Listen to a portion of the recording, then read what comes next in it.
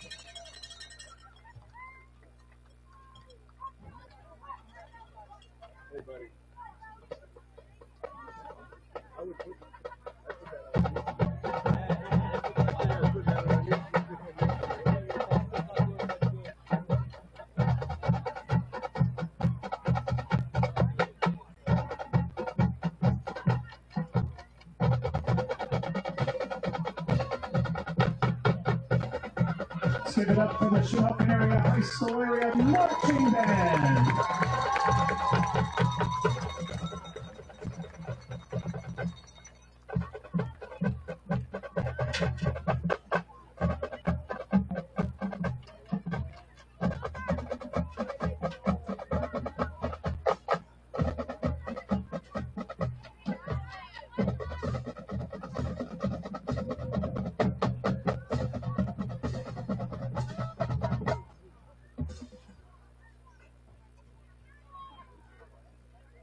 The Hillside coaches would like to thank the following for being sponsors of this week's team dinner: the Independence Fire Company and the Whitmer family. A reminder, Service Electric Cablevision SECV8 is here for tonight's game. It'll be broadcast live and will be replayed 4 times, tonight at 11, tomorrow at 9, and 8 p.m., and Sunday at 10 a.m. It'll also be available on demand later this week on SECV8 Channel 508.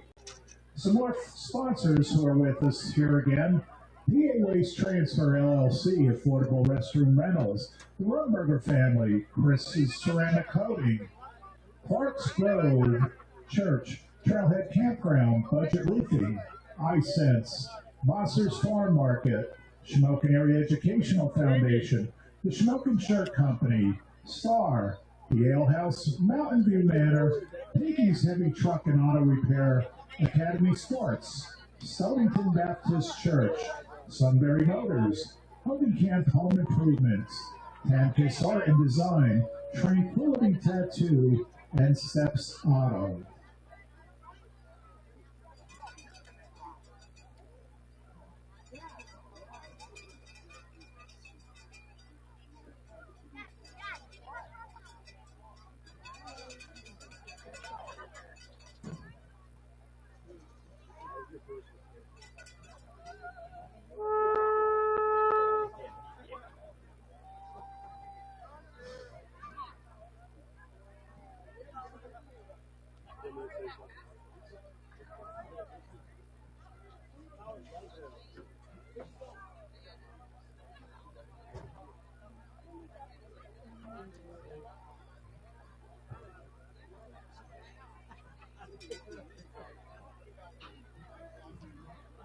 A reminder that spectators and students are asked to remain seated during the game, except for visiting the concession stand or the restrooms and porta potties. The Shamokin Area School District does not allow students or spectators to walk around during the stadium during the game.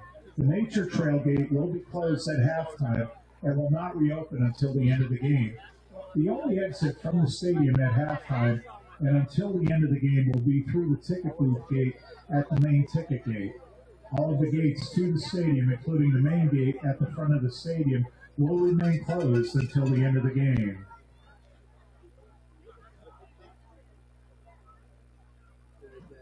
Another reminder, rain ponchos are available at the Hillside concession stand for $2.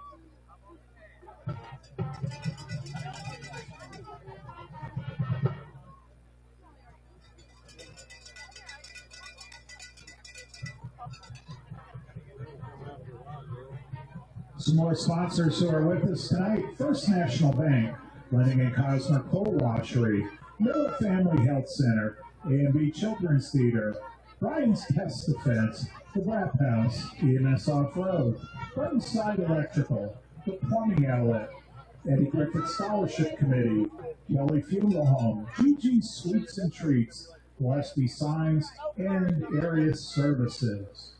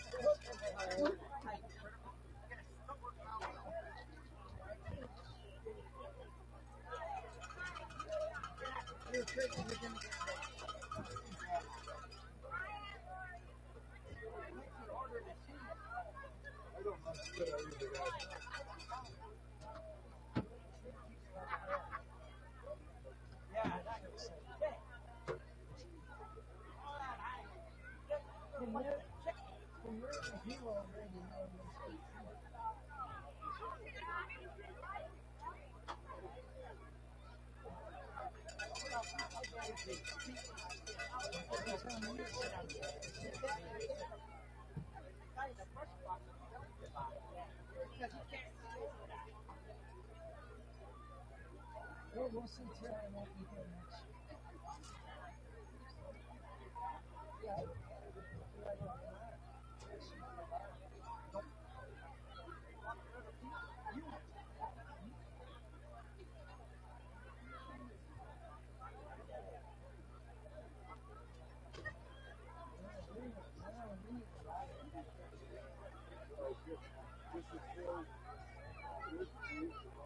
The officials for tonight's game are referee Bobby Lynn, umpire Jason Eisworth, linesman Tim Mechanic, line judge Brian Jackson, back judge Ken Williams, field judge Chance Katz, and Nate Williams.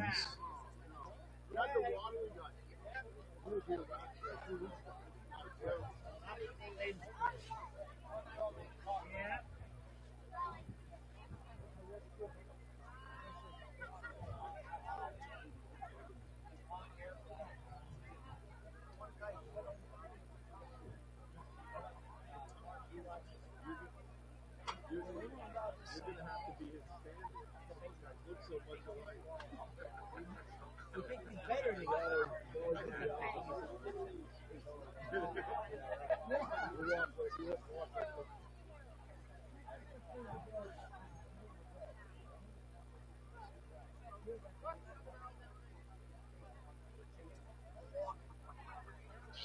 not afraid. I've seen him well, buddy.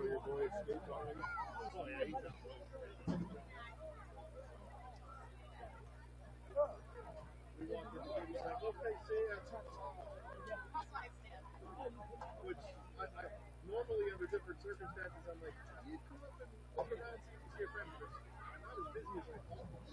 So I feel a little more comfortable that it's not as busy. What's up, Mike? I didn't see you down there. Mike, what are you up there? You didn't hear him? I heard somebody threaten to punch Chico, but I hear that all the time.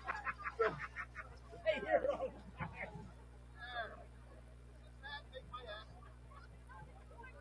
No, your face does.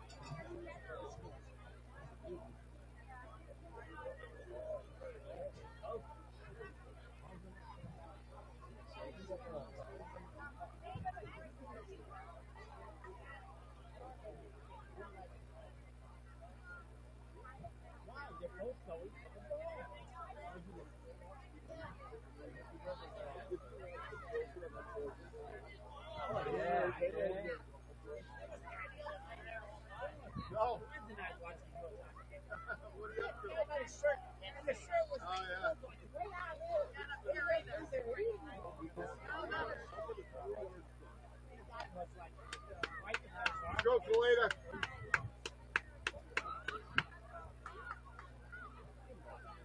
He's not nervous. I'm nervous.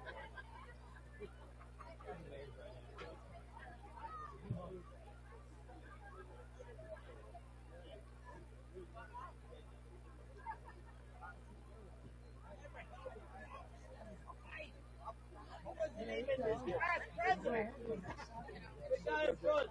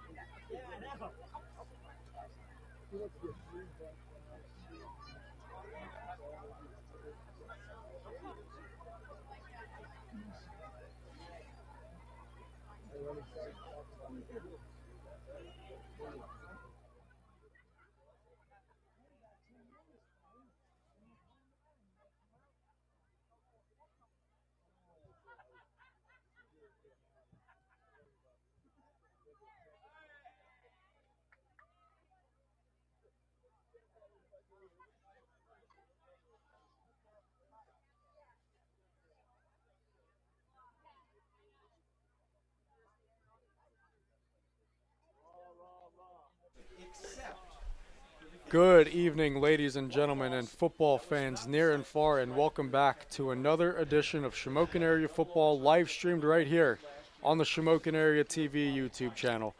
I'm Connor Phoenix, joined back in the booth tonight by the legendary Coach Joe Haddock. Joe, this is now our third game we're calling between these two programs, and if tonight's anything like the first two we've seen, all fans are going to be treated to another instant classic, and I might either lose my voice or just fall out of my chair. Or we'll lose our mind, Connor, one or the other. But thank you for that intro, Connor.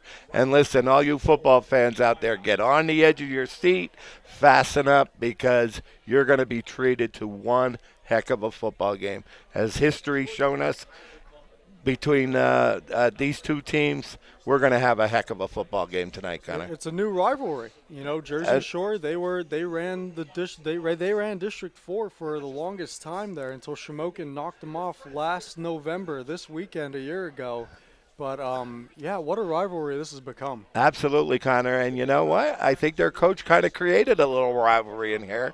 You know, they beat a kind of a undermanned Athens team last year, 73-7. And the word has it, the 73 points Jersey Shore put up was a message, okay, to Shamokin. Well, guess what, Coach? Message received. Bring it on.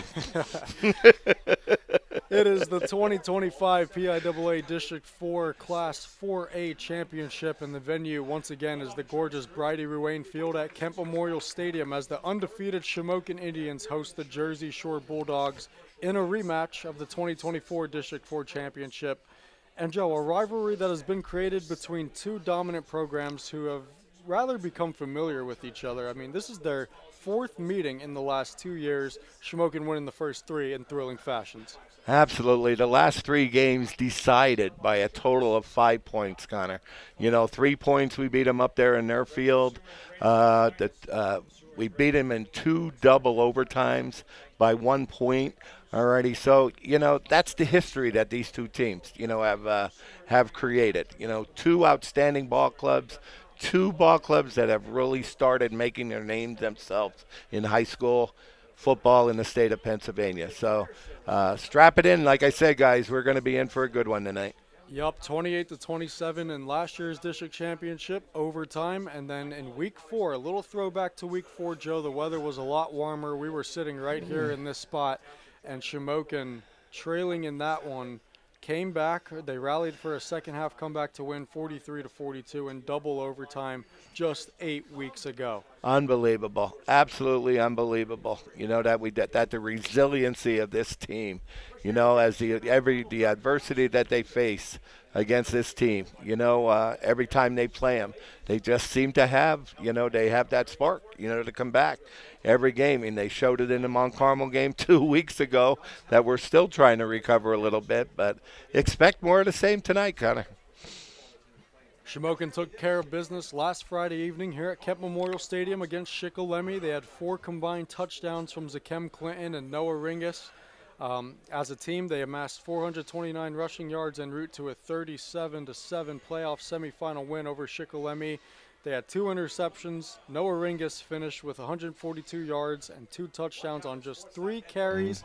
Ringus did not play against Jersey Shore in that first matchup in week 4, but since coming back, he's emerged as a weapon on both sides of the ball. Absolutely, Connor. He has joined the herd of horses here in that running back for Shamokin area. You know, between Zakim and we got Jay Skink and now Noah Ringus joining the crew here. Again, Noah Ringus did not play, you know, the first time they played. So he could be the little ace in the hole, you know, that we expected here tonight. Saw his interview on the news over the past week. Let's hope he made the right lifestyle choices this week as well, because we're going to need another performance like that. He said he idolizes Cam Scadaboo, tries to play like him, and it's always good to have someone with that mentality on your team. With that type of role model. Yes, absolutely. Absolutely. Looks like both teams are starting to come out onto the field. As in the tradition, the fireworks will go off. The fans, looks like we have a good crowd here tonight at Kemp Memorial Stadium for this district final. And just like the Coal Bucket 2 years in a row, let's see if we can collect that district title. Here comes Jersey Shore onto the field. Their second trip here this year. They're probably sick of it. The last 3 games they've had to come here, but here come the undefeated Shamokin area Indians looking to defend that District 4 title.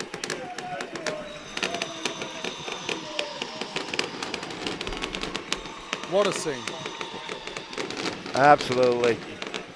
Shamokin had a great week of practice, Connor. You know, obviously we got a little banged up, but still we had a great week of practice this week. I think they're ready to go. They know they're going to be in for a ball game, but these kids they're tested, they're battle tested, and they're going to be ready to go tonight. Now Jersey Shore in these In these recent games versus their counterpart, they have held either fourth quarter or overtime leads each time. In week 4, they were up 21-7, then 28-14, but could not close it out against this Indians team that is just, they just don't quit. They are resilient. They've been resilient all year, and we've seen multiple comebacks right here in the booth. Absolutely. For 1 3/4 quarters in that first game, it was a great football game. It was 7-7. And in a matter of like 20 seconds, Jersey Shore scored. Shamokin had a turnover. They picked up the fumble, ran it in. Before you know it, Shamokin was going into halftime trailing 21-7. But again, that adversity and resilience that this team shows really, really shine through on that game. All eyes are on this one. 2 dominant top contenders in the district square off yet again. This time it's a repeat clash of last year's thrilling district championship. From Kemp Memorial Stadium, it's the 2025 District 4 Class 4A Championship right here in Cole Township. The rematch between Shamokin and Jersey Shore. Stay with us as we stand aside for the playing of the national anthem.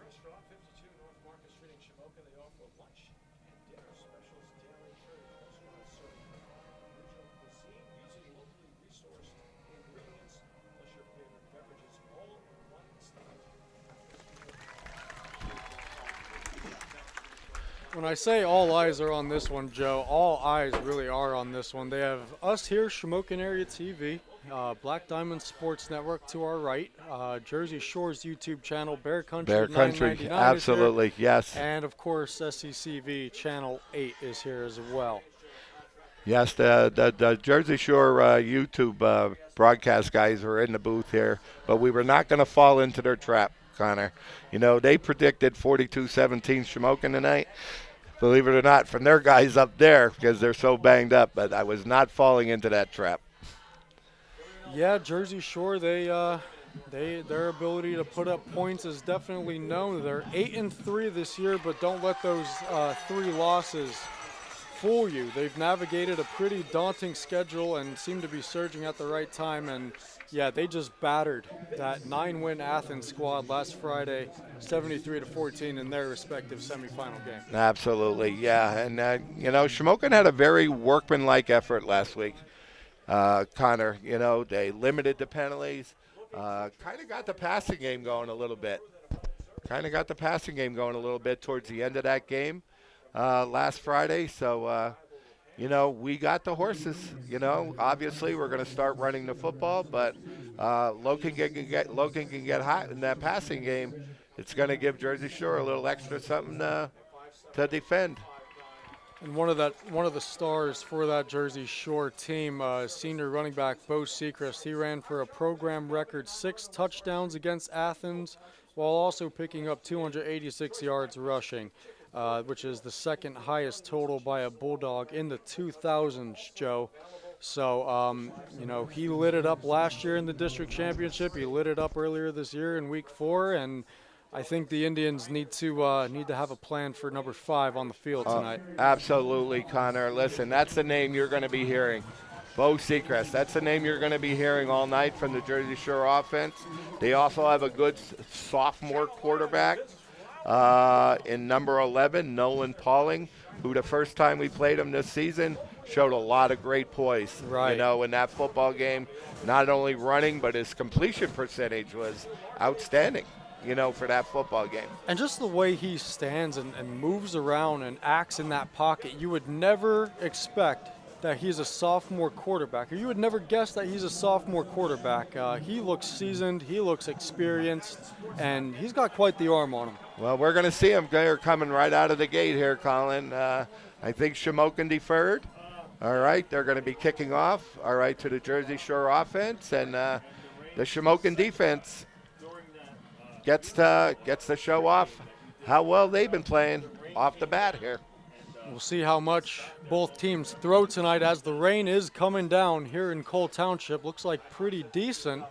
Most people putting their ponchos on and have tents up and umbrellas. Yeah, it's actually a beautiful night here. I think it's still about 58 degrees out there.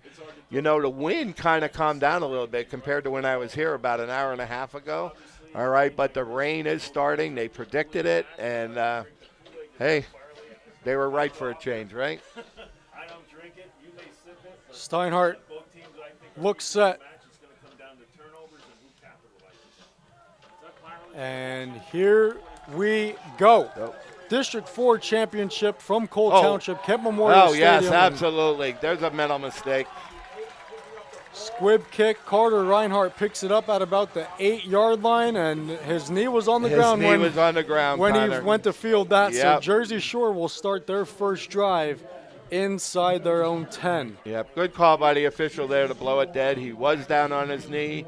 He fielded cleanly, but with his knee being on the ground, the play is dead. So Shamokin has a chance to keep Jersey Shore in a hole here to start the game. 1st and 10 Bulldogs. We get to see their high-powered, fast-moving, fast-paced offense first here. Nolan Pauling and crew out there. Yeah, absolutely, Connor. You're going to see a lot of no-huddle offense, a lot of sprint-out action. And here's a handoff already to Bo Sechrist up the middle, but short gain from Sechrist. 2nd down. Nice Liam play. Montgomery on the tackle. Nice job by Liam in that linebacker position. Listen, Liam has been that player all year. He just did not let his size prevent him from playing that linebacker position. Pauling back to pass now, comes near side. He's got a completion to Carson Watkins up to about the 17-yard line. And it looks like he's close to the first down, but short. Going to be about a yard short there. That was a little different twist than what we saw in the first game. They were running those rollouts and those quick out patterns. That was a little slant right over the middle of the field. Pauling again made a nice throw in the play. 3rd down and 1. Here's Pauling taking it himself to the left side. Has a little bit of room. He's pushed out of bounds by Steinhardt. And we'll see where the officials mark this one. Looks it looks like he's short again. Yeah, looks like they marked it at the 18-yard line. But it looks like he's still about a yard short, Connor. So a big decision here by Coach Kravitz to start off the game. 4th down. 4th and 1, Jersey Shore from their own 16. First big play of the game coming up for this Bulldog offense. Oh, now they're giving them the first down. And the Shamokin faithful are not happy without even a measurement. No measurement is crazy. 1st down and 10 from the 16. Pauling shuffles it to Sechrist to the right side. Sechrist trying to turn it upfield. He gets up to about the 25.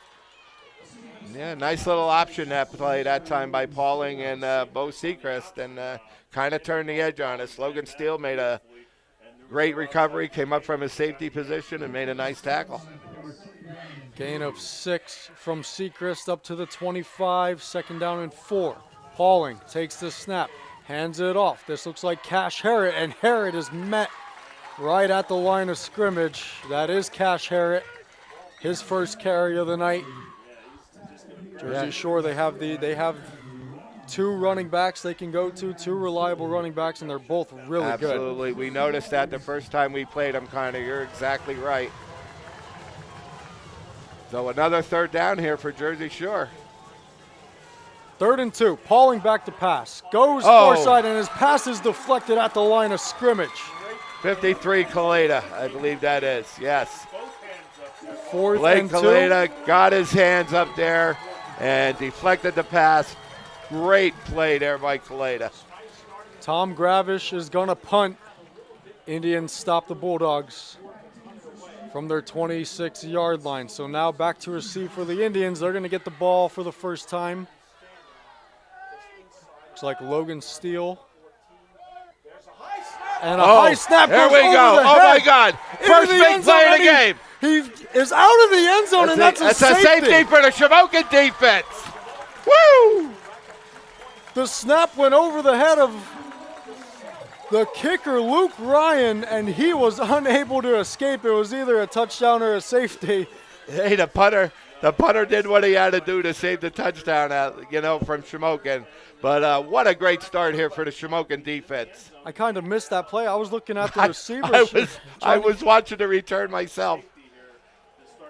And now the Indians strike first. It's 2-0 on the safety. And they're still going to get the ball. Absolutely, yep. Anybody would have told me this game was going to start, Connor, I'd have told them they're crazy. Not the way Tom Gravish and crew wanted to start this one. Indians strike first on a safety, and now Bulldogs will punt it away. Well, that's going to be the key to tonight's game, these turnover situations. The ball's going to be wet. It's still coming down, a nice little steady, misty rain coming down. So both teams got to take care of that football. I was going to say the Indians, they gotta manage ball control too, because they're going to be facing the same situation, Connor. You're exactly right. Jersey Shore, Jaden Passetti will boot it away. And it's taken at about the 32. Looks like Jace Gink. Jace Gink gets up to the 50-yard line. Indians will start their next drive from the 50. Good start here, Joe. Nice return by Gink there. Just took it. Nice safe return. About a 20-yard return for Gink up the middle field. Great field position tonight for the Indians. Now we get to see star quarterback Logan Steele and company. What a phenomenal year Steele's having. Absolutely. Just a tremendous athlete. Plays through his injuries, plays through pain. Tough kid. Won the district championship last year. He was the one that dove into the end zone for that 2-point conversion that won the game in double overtime earlier this year. Steele takes the snap, hands off to Gink. Gink up the middle, has a little bit of a seam. Ball looks like it came out. Jersey Shore saying they have it. Shamokin saying they have it, and it stays with Shamokin. Woo. Yeah, we dodged the bullet there, Connor. And that was actually Noah Ringus on the carry there. Oh, that was Ringus? That was Ringus, yep. Yeah, here he comes. He's taking his gloves off. Now, yep. So he was running hard, had a good second effort, really what caused the fumble. But we got to secure that football, guys. Nonetheless, it's a gain of 3. Possession stays with the Indians. 2nd down and 7. Steele takes the snap, hands it off. Zakem Clinton trying to get around one tackler. He does. Zakem Clinton turns it upfield for another good gain for the Indians. Looks like another gain of 3. 3rd and short coming up here, Joe. Yeah, they're utilizing this new formation where if you notice, Connor, all 3 backs are Ringus. They got Zakim, they got Ginky, all in there at the once. It's what they call their diamond formation, and kind of makes the defense think a little bit. You count Steele too. That's 4 running backs, absolutely. 4 running backs coming at you. 3rd down and 4, 8:41 to play here in the first quarter. 2-0 Shamokin. Steele takes the snap. He's back to pass for the first time, and now Steele's getting chased. He has room. Steele goes to the left side. Has a lot of room. Steele makes one man miss and gets the first down. Logan Steele down to the 30-yard line. What an effort by Logan Steele there. Boy, he had a lot of green in front of him. He recognized it, Connor, and took off for about a 15-yard gain and a big first down for the Indians. There's running back number 4. You know what?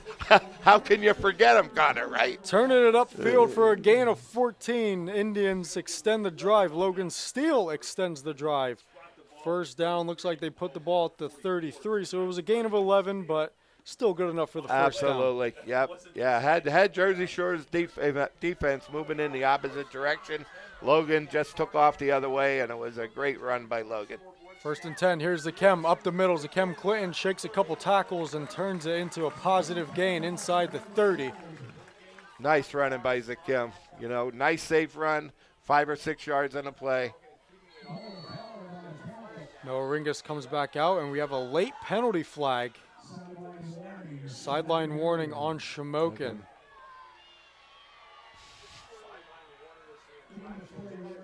Yeah, I don't know. I don't know. I don't know which coach they're giving it to, but Persing doesn't look too too happy. happy about it. After a gain of 4 from Zakem Clinton, it's now 2nd down and 6. Indians from the 24. Steele motions, gives it to, looks like Gink this time. Gink. Looks like a short gain, if any. That was Gink, yeah. Yep, yeah, They that look was similar. Gink. Yeah, Gink is at the one wing position, and Noah Ringus is at the other. And I love this formation that they're running, where they could utilize all 3 running backs along with Logan. So a good gain there of about 3. Sets up a 3rd and 1 now for the Indians. From their Yeah, 24-yard line. Ringus set up to the right, Gink's out far to the left, with Zakim at the tailback position. Steele. We have early movement. Shamokin fans are calling for an offsides, but we'll see here. It's going to be a false start on Shamokin, their first of the game.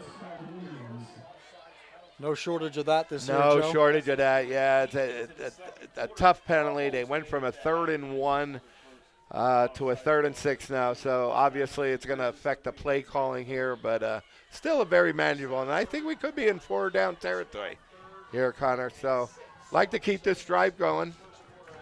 Jersey Shore went for it on 4th down there first. Or actually, no, they didn't. That was the false first down. Right. 3rd and 6. Steele hands it off. Clinton goes to the right side, trying to make a couple guys miss. Zakem Clinton gets up to about the 21, and we have a late penalty marker thrown in after the play. And we'll see what it is. Zakem looks like he was a little short of the first. Yeah, he got down to the 21-yard line. He definitely got the first down, but something happened afterwards. Personal foul against the Bulldogs. Nice.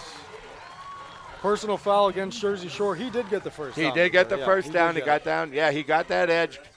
Connor got down to the 21-yard line. Now we're going to be half the distance here.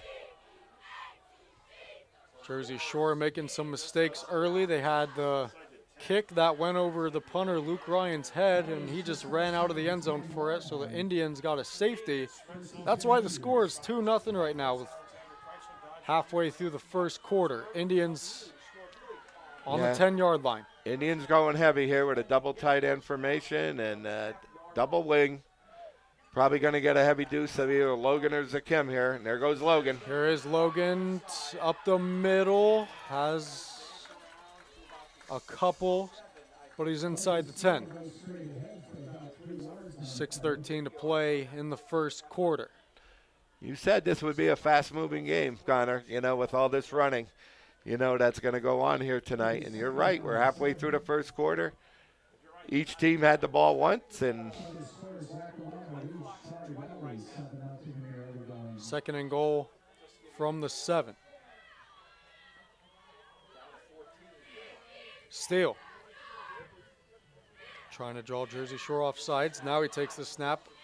Zakem Clinton up great. the middle, nothing there. He bounces it to the There outside. we go. Touchdown, Zakem Clinton. boy, it wasn't there on the inside, Connor, but boy, he busted it to the outside and just used his speed to the corner. Great run by Zakim. Good job, Zakim.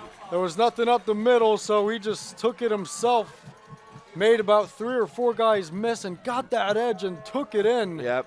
Once he broke that to the outside, Zakim, nobody was gonna touch him. 8-0 now, Indians. Zakem Clinton, another touchdown against Jersey Shore. So big extra point here for Colin. Makes it a 2-score game, right? I know it's early, but it could make a big difference. Good snap, Nice good job. hold, and the kick is good.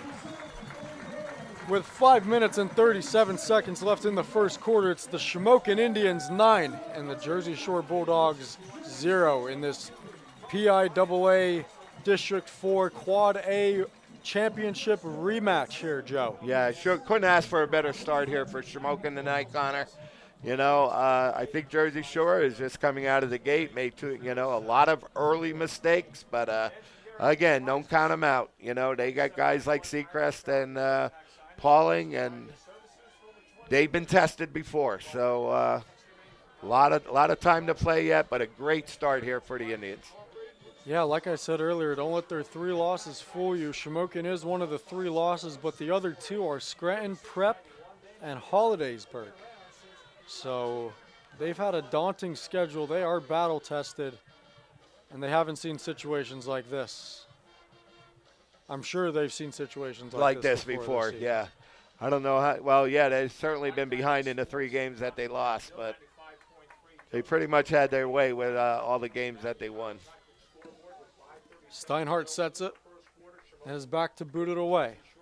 Just over 5.5 to play in the first quarter. Connor Phoenix and Joe Haddock bringing you the District 4 championship once again. Steinhardt's boot is a good one. It's going to go into the end zone, and Pauling drops it, and it's going to go for a touchback. Yeah, high school rules, any kickoff that crosses the goal line, it's an automatic dead ball, comes out to the 20-yard line. So, listen, that kickoff, they're having a little problem, catching that football in these kickoffs. So. Holding on to it, yeah. First and 10, Jersey Shore from the 20-yard line. 9-0 Shamokin. In this rematch of Week 4 and this rematch of last year's district championship, and we all know how that one went. First and 10, Bulldogs. Pauling motions Harrett. Pauling takes it himself and is swamped at the line of scrimmage. Liam Montgomery. And guess who? I thought it was going to be Bobby Whitmer coming out of that pile, but it was Liam Montgomery. Great job, Liam. What was a Bobby Whitmer like Bobby celebration? Whitmer, yeah, it was a Bobby Whitmer type celebration, but great job, Liam. Gain of 1 from Pauling on the option. Jersey Shore. Yeah. They defended that option a lot better than the first time they ran it. Good job. Pauling takes a snap, rolls to the right, comes near sideline, passes complete by Carson Watkins. That's his 2nd reception of the game. Well, there's their bread and butter, Connor. That little sprint out, that little out pattern, that ball is being released before he even comes out of his break. And it's such a difficult pass to defend. It is a difficult pass to defend. And Pauling puts it right on the number, which makes it worse. 3rd and 1, Jersey Shore. Pauling gives it to Sechrist this time. Sechrist dives forward to the 30, and it looks like he got the first down. He did. Chains will move. So Jersey Shore extends the drive. Right. Jersey Shore going fast here, still going no huddle offense. Get the play from the sideline. They call it from the line of scrimmage. 1st and 10, Pauling. Looked like he wanted the option again, and here goes Nolan Pauling with a little bit of a lane. Nolan Pauling into Shamokin territory. He's taken down at about the 43. That's a touchdown saving tackle there by Ryan Bickert. Great job, but Pauling again showing some great poise on that option. 25-yard gain on the play for Nolan Pauling, who seen him get loose for the first time tonight. Biggest play tonight for Jersey Shore so far, and it was a big one. 1st and 10, Pauling's back to pass now. He steps up, nothing there. Rolls to the right and fires out of bounds, incomplete. And that's what he does, Joe, when nothing's open. He just takes off. He's kind of got like Logan Steele type quickness. Yeah, not only quickness, but he's got smarts to him. He got outside the hash. He got to the sideline. Instead of taking the sack and running out of bounds, he threw it out of bounds and showed great poise. Lived to play another down. Pauling comes near sideline, passes complete to Carson Watkins. Watkins tries to turn it upfield. He gets inside the 40 to about the 38-yard line of Shamokin. So now another 3rd down coming up here for Jersey Shore. Indians defense has to stand up. Yeah, 3rd and 5. Wide side of the field is toward the Jersey Shore bench. Look for that sprint out over there to the right side and that quick out. They like to move quick, Joe. Yes, they do. Yep. After every play, you can't look away because they're getting ready to run the next one. Pauling, back to pass again, goes far side in the flats, has a completion, And looks like it was Carson Watkins who was trying to shake a man there. It was actually Carter Reinhardt on the far side in the flat and picks up another Jersey Shore first down. Yeah, again, and the coverage isn't bad on this. It's just that this passing game just happens so quickly, out there. And unless you're reading that pattern, you could jump on it. Jersey Shore runs it so well. Trips there we left, go. Good handoff. job. Good job, Phoenix. It's like Phoenix, Glover, Bobby Whitmer there on that play. Call it a gain of 1. That was Bo Sechrist there. Ran for 6 touchdowns last week. And you got to shut him down, Joe. Oh, That's no question. That's the keys to the game. And so far, so good. The biggest run so far for – oh, there comes a screen pass. Screen Great pass. play. Oh, my goodness. Bo Sechrist just got popped by Noah Ringus. Guess who? At the 40-yard line. I'll tell you what. You talk about a guy reading a scouting report right there. Noah Ringus just read that play so beautifully. Oh, my goodness. Oh, my God. I saw that screenplay developing up here. It looked like it was going to go, but, boy, Ringus just made a big play on it. Good job, Noah. 3rd and 16. You don't see big men like that go down like that, Joe. Pauling back to pass. He steps up. Nothing there. Takes it himself. Nolan Pauling trying to get the edge to the right side. Pauling is very close to the first down. He just turned something into nothing, or nothing into something. Yeah, it looks like he's about 2 yards short, Connor. It's going to bring up a 4th down. Wow. Gain of 14 from Nolan Pauling with his legs. Listen, Jersey Shore's offense has been all Pauling so far on that option play and scrambling around back there. But here we go. 4th down. Tom Gravish is going to keep the offense out there. 4th and 3 from the 26. Pauling. You got to keep Pauling in the pocket here. Keep him in the snap. pocket. Back to pass. Comes near side. Pass is caught by Reinhardt again. And Reinhardt has the first down inside the 20. There was that quick pass again out into the flat. Bickert made a nice jump on the play. Thought he was going to knock it away, but just barely missed it. So on a 3rd and 16, Pauling picked up 13, and now they picked up another 10 with that pass completion. 1st and 10 from the 16. Here's a delayed handoff to Sechrist up the middle. Looks like he got maybe 1. 2nd down. Yeah, we're keeping Bo Sechrist kind of under wraps a little bit tonight, Connor. They're doing a nice job. Yes, they are. It's the passing game and the scrambling that's kind of killing us a little bit tonight. Under 20 seconds to play in this first quarter. Let's see if Jersey Shore wants to run one more play. Looks like they do. They're going to line up to – yeah, they are. Pauling takes the snap. He's looking end zone. Nothing there. Now he's dancing. Pauling steps up and has another lane. Nolan Pauling, he's inside the 10, inside the 5, and he's taken down. Ball comes out, and it's picked up, but they're going to rule him down. It was picked up in the end zone by Carson Watkins, but they ruled Pauling down. And that is going to do it. That is going to be the end of the first quarter, and what a wild quarter we had here, Connor. What a wild Everything quarter. that we expected, pal. Everything that we expected. Shamokin kind of started strong. But listen, Jersey Shore with a big drive here. Down at the 2-yard line. Special thanks to our sponsors for this week's live stream, Unleashed Sports Cards. Unleashed Sports Cards has the largest selection of sports cards, Pokemon cards, and sealed products in Northeast Pennsylvania. Unleash the game and own history, 1 pack at a time. Best of luck from Unleashed Sports Cards in Shamokin Dam.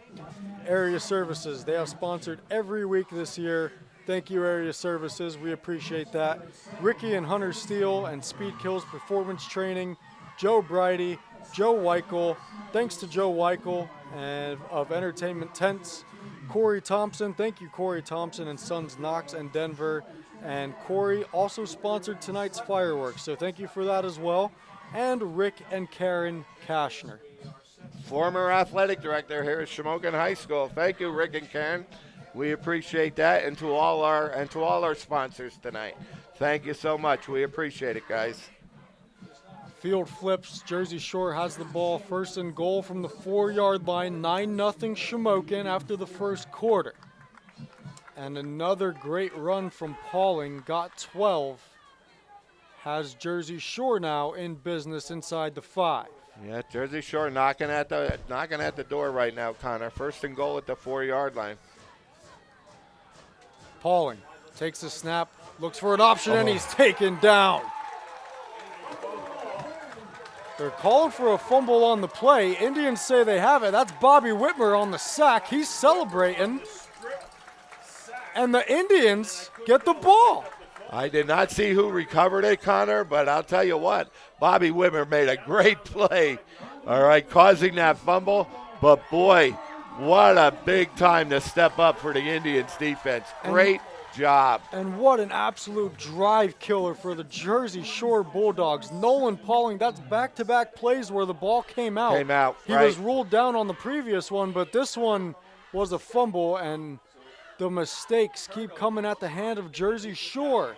Listen, the rain is coming. It's not a real heavy rain, but it's a steady rain, and it's making that ball a little slick. So Shamokin's got to be careful down there. They're deep in their own territory.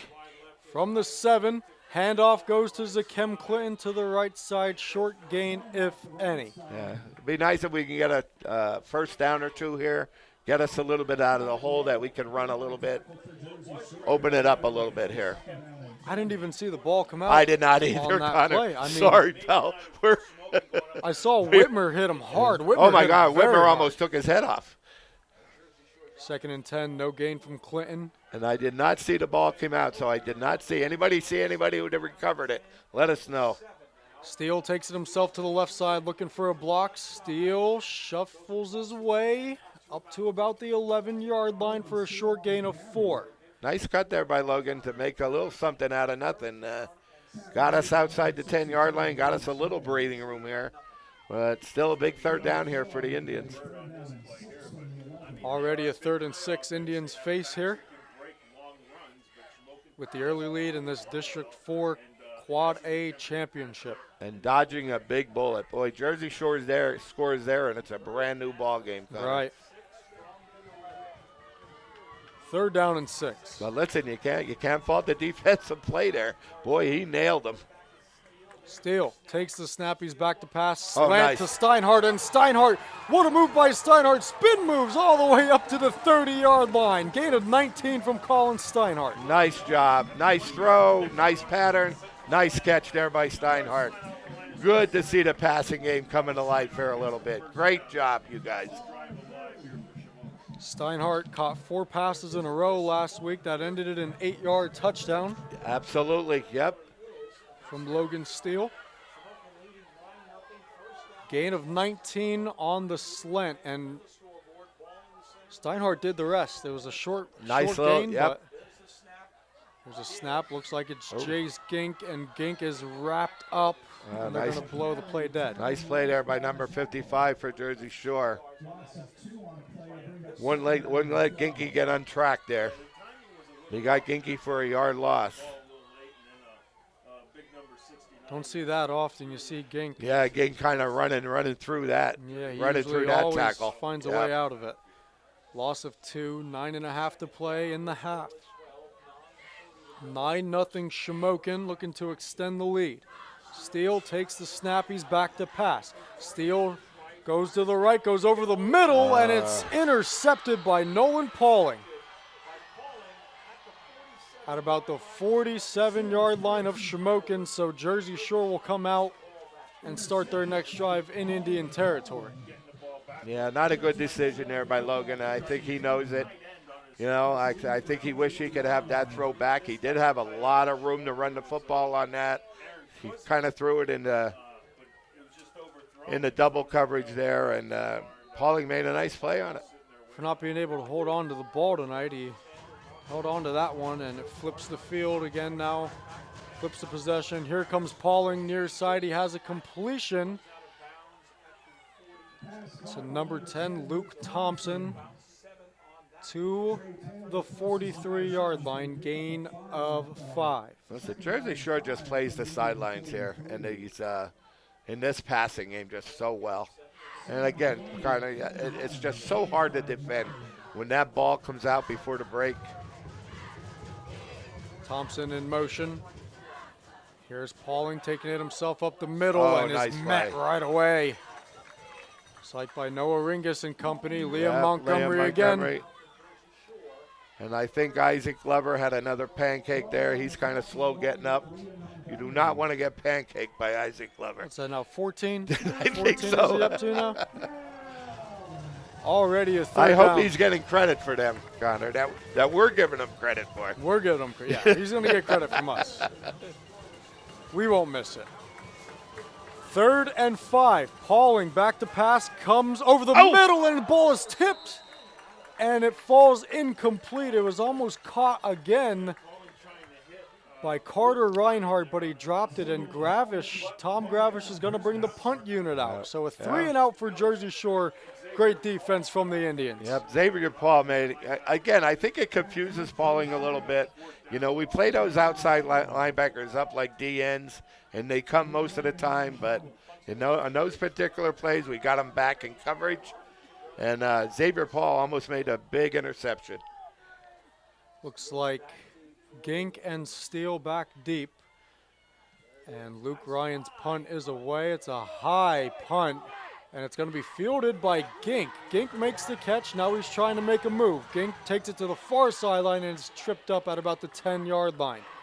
Indians will start their next drive there. Well, that's a great punt by that Jersey Shore punter. Boy, he got some height on that. I was kind of worried for him. He waited a long time for that ball to come down, you know, to get it. You know, general rule is if it's over your head beyond the 10-yard line, leave it go. Don't know if that was the right decision or not. You're right, Connor. Yep. Indians are now pinned in their own inside their own 10. 10-yard line. Yep. 9-0 Shamokin. 8.5 to play in the second quarter. Steele motions Gink. Indians are going to use a timeout. Their first of the half. Yeah, a little confusion there. You know, on that play that they have called in there. But better be safe than sorry, especially that deep in our own territory here. So Connor, we got a lot of people we want to give thanks here. It's amazing how many people, when you're out in public, you know, have listened to this broadcast and appreciate the job that you're doing and that we're doing as a team here. So I'd just like to give a little shout out here to Adam and Asher, two big guys. You know, Adam played football with me with the Tigers. He was actually Mark Persing's center, you know, back in the day, and his son Asher, two of our biggest fans out there. Thank you, guys. Yep, thank you, Adam and Asher. And then we got Jasmine and the whole staff at Wise Pharmacy down there who wish us luck, okay, in calling this district championship game. We got Mrs. Alonzo, Christina. Hopefully you're listening tonight. That's my junior high football team's favorite teacher. So we have to give a big shout out to Mrs. Alonzo. Thanks, Mrs. Alonzo. Yep, Sue and Dave Huffman. Hopefully you're tuning in tonight. Thank you for your support. We'll get to more here in a minute. 1st and 10, Indians from their own 9. Steele is back to pass on 1st down, looks over the middle under pressure, and the ball falls incomplete. And we have a late penalty flag on the play, after the play. And another fly in the booth. You got that one, Joe. God, that sucker. You weren't letting that one escape. Kind of curious. I wonder if we have a lineman downfield, especially by the line judge throwing that flag.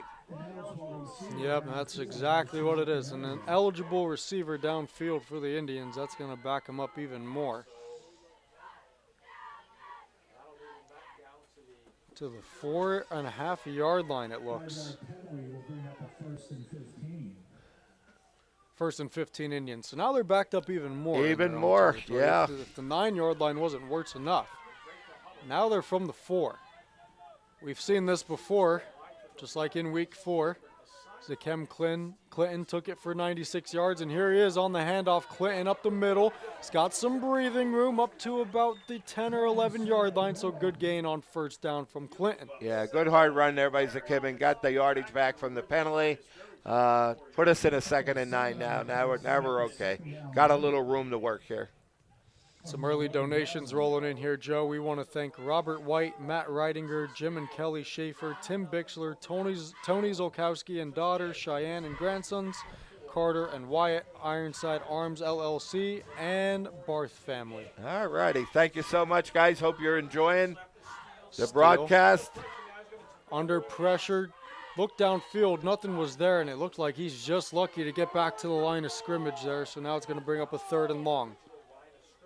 Yeah, they're kind of keeping Logan Steele, not so much in the pocket, but they're kind of keeping him contained, a little bit that he can take off. Yeah, they are. And listen, Jersey Shore has some great coverage there in the secondary.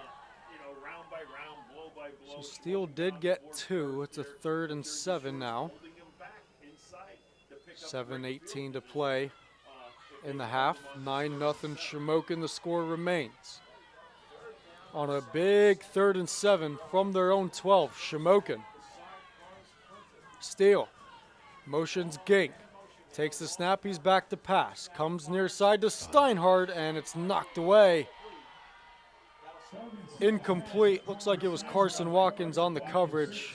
4th down. Yeah, a little control pattern there. Steinhardt runs the pattern, try to get enough for the 1st down, but again, the D-back made a great break on the play. And it forced Shamokin into a punting situation. So didn't get any yardage, being stuck in a hole here a little bit. 3 and out. Steinhardt's punt is away. It's a good one, and it's going to be fair caught at about the 48, 49-yard line by Carson Watkins. So Jersey Shore comes back out with decent field position. Yeah, kind of flipped the field a little bit, and Jersey Shore's favor here, but Shamokin's defense has been stepping up all night. And to the 2.4 thousand people watching right now, the 2,400 people watching right now, this is the last broadcast of the year on Shamokin Area TV. And we would really like to thank everybody for tuning in and listening to our broadcast. It is, no matter win or lose tonight, it is our last broadcast tonight. And Connor, it's been a real pleasure working with you, pal. It has. It is. Same. Likewise, Joe. 1st and 10 from the 48. Here goes Cash Harrett to the left side. Harrett gets inside the 45. Looks like to about the 44. But we've called some thrilling really games thrilling this year, games, Joe. haven't we? Yes, we have. I think we called. This is our 6th one. And couple overtime games, the miracle of the coal bucket. This would be the icing on the cake. Pauling back to pass, and he's going to take it himself. It looks like that doesn't look like Pauling. Looks like they have a quarterback switch out there. Let me see, who is that? Unless they had a direct snap to somebody that. It looked like it was Carter Reinhardt. It was Carter Reinhardt, number 6. Number 6. Turned it upfield for a gain of 3, so that'll bring up 3rd and 3 for Jersey Shore. Being shut out here in the first half, and another break, Joe, if you want to continue reading. Yeah, absolutely. Let me change glasses here. I gotta give a shout out to my mother-in-law, everybody's Nana out there, Marcy. Alrighty, she's been a loyal watcher from us, okay, for every game this year. Father Nick from Our Lady of Hope Church, hopefully you're listening. And listen to one of our biggest fans out there, Joni York, out there. Hopefully you're listening tonight. And listen, Joni, my wife did take me out for dinner, but she did take me out before the game, so I'm here. So if you think I got a little loud for the Mount Carmel game, wait till the end of this game, Joni. I was going to say, if that was what you're like at the end of the Mount Carmel game, do I even want to know? Do we even want to know what's going to happen for this game, huh? I've seen you in rare form, Joe. 3rd and 3, Jersey Shore. Reset. Get reset, Shamokin D. That is Carter Reinhardt, now playing quarterback for Jersey Shore. Or not Reinhardt, Watkins. Watkins hands it off to Sechrist to the right side. Bo Sechrist has a 1st down. So, to about the 36. I'm not sure if Pauling got banged up a little bit or Coach Kravitz just decided to make a little change here. Not sure, but I don't see Pauling over there in the sideline at all. Yeah, that's Carson Watkins. Watkins back to pass now. He goes far. Oh, that side. should He's be a pick. Got a man, and it is intercepted by Colin Steinhardt. Guess who? Another interception 3 weeks in a row. Steinhardt's come down with a pick. Nice read. Okay, Colin Steinhardt with great coverage on the play. Read the ball, made him inside move on the receiver, and just made a great reception. Well, Good job, what, Colin. If Pauling's hurt, Jersey Shore is going to be in some trouble. Some deep trouble. Because Watkins just underthrew his intended receiver. By a ton. Don't even look closely to the arm strength that Pauling has. Steinhardt, he is the number one. He is wide receiver 1 for Shamokin. And so I'm trying to see over there in Jersey Shore sideline, Connor, but I don't notice anything unusual. I was going to say, I mean, you have a interception now by the backup quarterback. Your starting quarterback can't seem to hold on to the ball. Here's Noah Ringus breaking a couple tackles. Noah Ringus all the way up to the 20-yard line. My goodness. Yeah, great run by Noah. They ran that little inside counter play that they do. They could run that either to Ringus or Dinky, who line up on the wings there. Got a great block from the tight end leading the play, and nice little run. Well, on that 41-yarder he had last week, he broke about 4 tackles. Yeah. Man, does he run like Cam Scattaboo. So we'll see how much that interception kind of deflates Jersey Shore here a little bit. Be nice to get another score here right before halftime. And 1. Here's Gink this time. time. There he Gink makes a cut. Good cut by Gink. Gets up to the 26. Good enough for the first down. Indians will move the chains. Boy, nice run by Ginky. He is this close, Connor. He is this close from breaking one. And Noah Ringus, he is the catalyst. Yes. Again, we mentioned it before. Noah Ringus wasn't part. He was still injured. Back the first time we played this, and he is making his presence felt, not only on the offensive side, but on the defensive side. Popped Bo Sechrist earlier for a big loss. 1st and 10 Indians from the 26. Gink motions Ringus, gives it to Clinton this time. Clinton up the middle. Oh, Clinton great battles run. over a defender. Zakem Clinton all the way up to the 50. Breaks another tackle. He's got one more guy to beat. Zakem Clinton still going inside the 20-yard line. Oh, my goodness. Zakem Clayton just kind of bowled over that first person, gave a stiff arm to the second guy that tried to tackle him, and just bowled over him. Oh my God, typical Zakem. I think we have Jersey Shore on their heels right now. All the way down to the 17-yard line. And I think we got somebody on the field hurt there for Jersey Shore. Can't catch a number right off the bat. A 57-yard run from Zakem Clinton has the Indians inside the red zone. That's a madman running right there, Joe. But there is an injured Bulldog on the field. Let's hope he's okay. Connor Phoenix and Joe Haddock in the booth, bringing you the 2025 PIAA District 4 Quad A Championship. And it looks like a serious injury here. Yeah, he's not moving too much there, Connor. We don't have a number yet. Shamokin up 9-0. Knocking on the door again. Kind of flipped the field here a little bit, so. Quick thanks to our sponsors, Unleashed Sports Cards. Unleashed Sports Cards has the largest selection of sports cards, Pokemon cards, and sealed products in Northeast Pennsylvania. Unleash the game and own history 1 pack at a time. Best of luck from Unleashed Sports Cards and Shamokin Dam. That is number 10, Luke Thompson, a 6-foot senior, tight end, defensive end for Jersey Shore that was injured. Looks like he's going off under his own power, which is a good sign. Always a good sign. Indians will start inside the red zone now after a 57-yard run from Zakem Clinton. My goodness, what a run.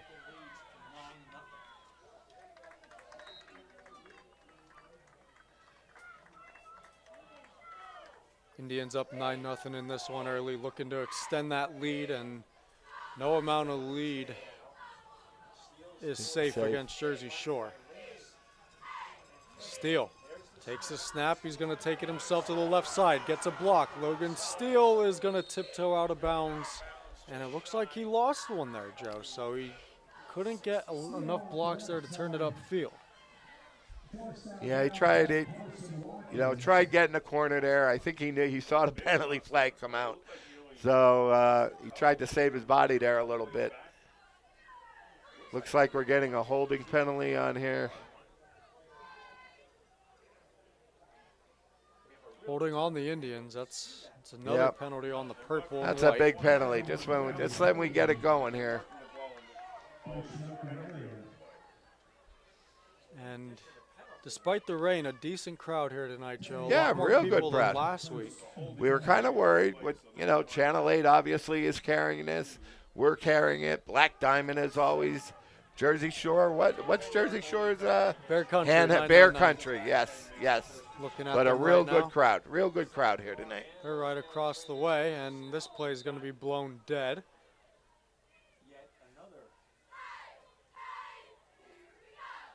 Persing talking to the official. Yeah, Shamokin's kind of self-destructing here. After Since that injury timeout. After the 10-yard penalty, that's going to back them up even more. They were on the 17, and now they're going to be all the way back to the 32. Back-to-back penalties, 15 yards. Yeah, they're self-destructing. And with 4 minutes to play in the half, it is imperative to get another score. Oh, absolutely. Here, I agree, Connor. I agree. First and 25. It would feel so much better going into halftime up 16-0 than 9-0. But I'm kind of curious what's going on with Pauling over there on the Jersey Shore sideline. First and 25 from the 32. Steele takes the snap. He's back to pass. Gonna roll to the right. Look downfield. Nothing there. Steele just throws it, and he's got a completion, it looks like. Looks like Aaron Kuzmic, the tight end. Yeah. First you don't see tight end in you don't hear his name get called often, but good job, Aaron. Great catch there. Yeah, Logan showed great patience there. Kind of waited. Aaron Kuzmic finally found the open hole and made a good reception. Well, it was incomplete, Joe. Oh, it was incomplete. Yep. All right. He was out of bounds, so second down and 25 now. But got it. Thank you, Connor. 3:39 to play in the half. 9-0 Ginky Shamokin. I'm looking to see that pass down the middle of the field to Ginky. Steele keeps himself, goes up the middle. Logan Steele has a little bit of a hole. Looks like he gets down to about the 26-yard line, so that'll bring up a third and long here. We saw Steinhardt kick a 23-yarder last week. Right. This looks to be a little bit outside of his range. I mean, you got to get a little closer here. 26, 36, 43 yards. But from the 26, you're looking at about a 43-yarder from the 26. Right after that, when we asked that question, Connor, who hit the – boy, did both our phones blow up after that question. How about it? People know their Shamokin football trivia. Trivia, yeah. I mean, Richie Shikatano, all right, kicked a 45-yarder, I think. He showed proof on it because he showed me the video on it. He had a personal highlight film. He sent my son Joel. My son Joel was actually the holder for it. At the time. Yep.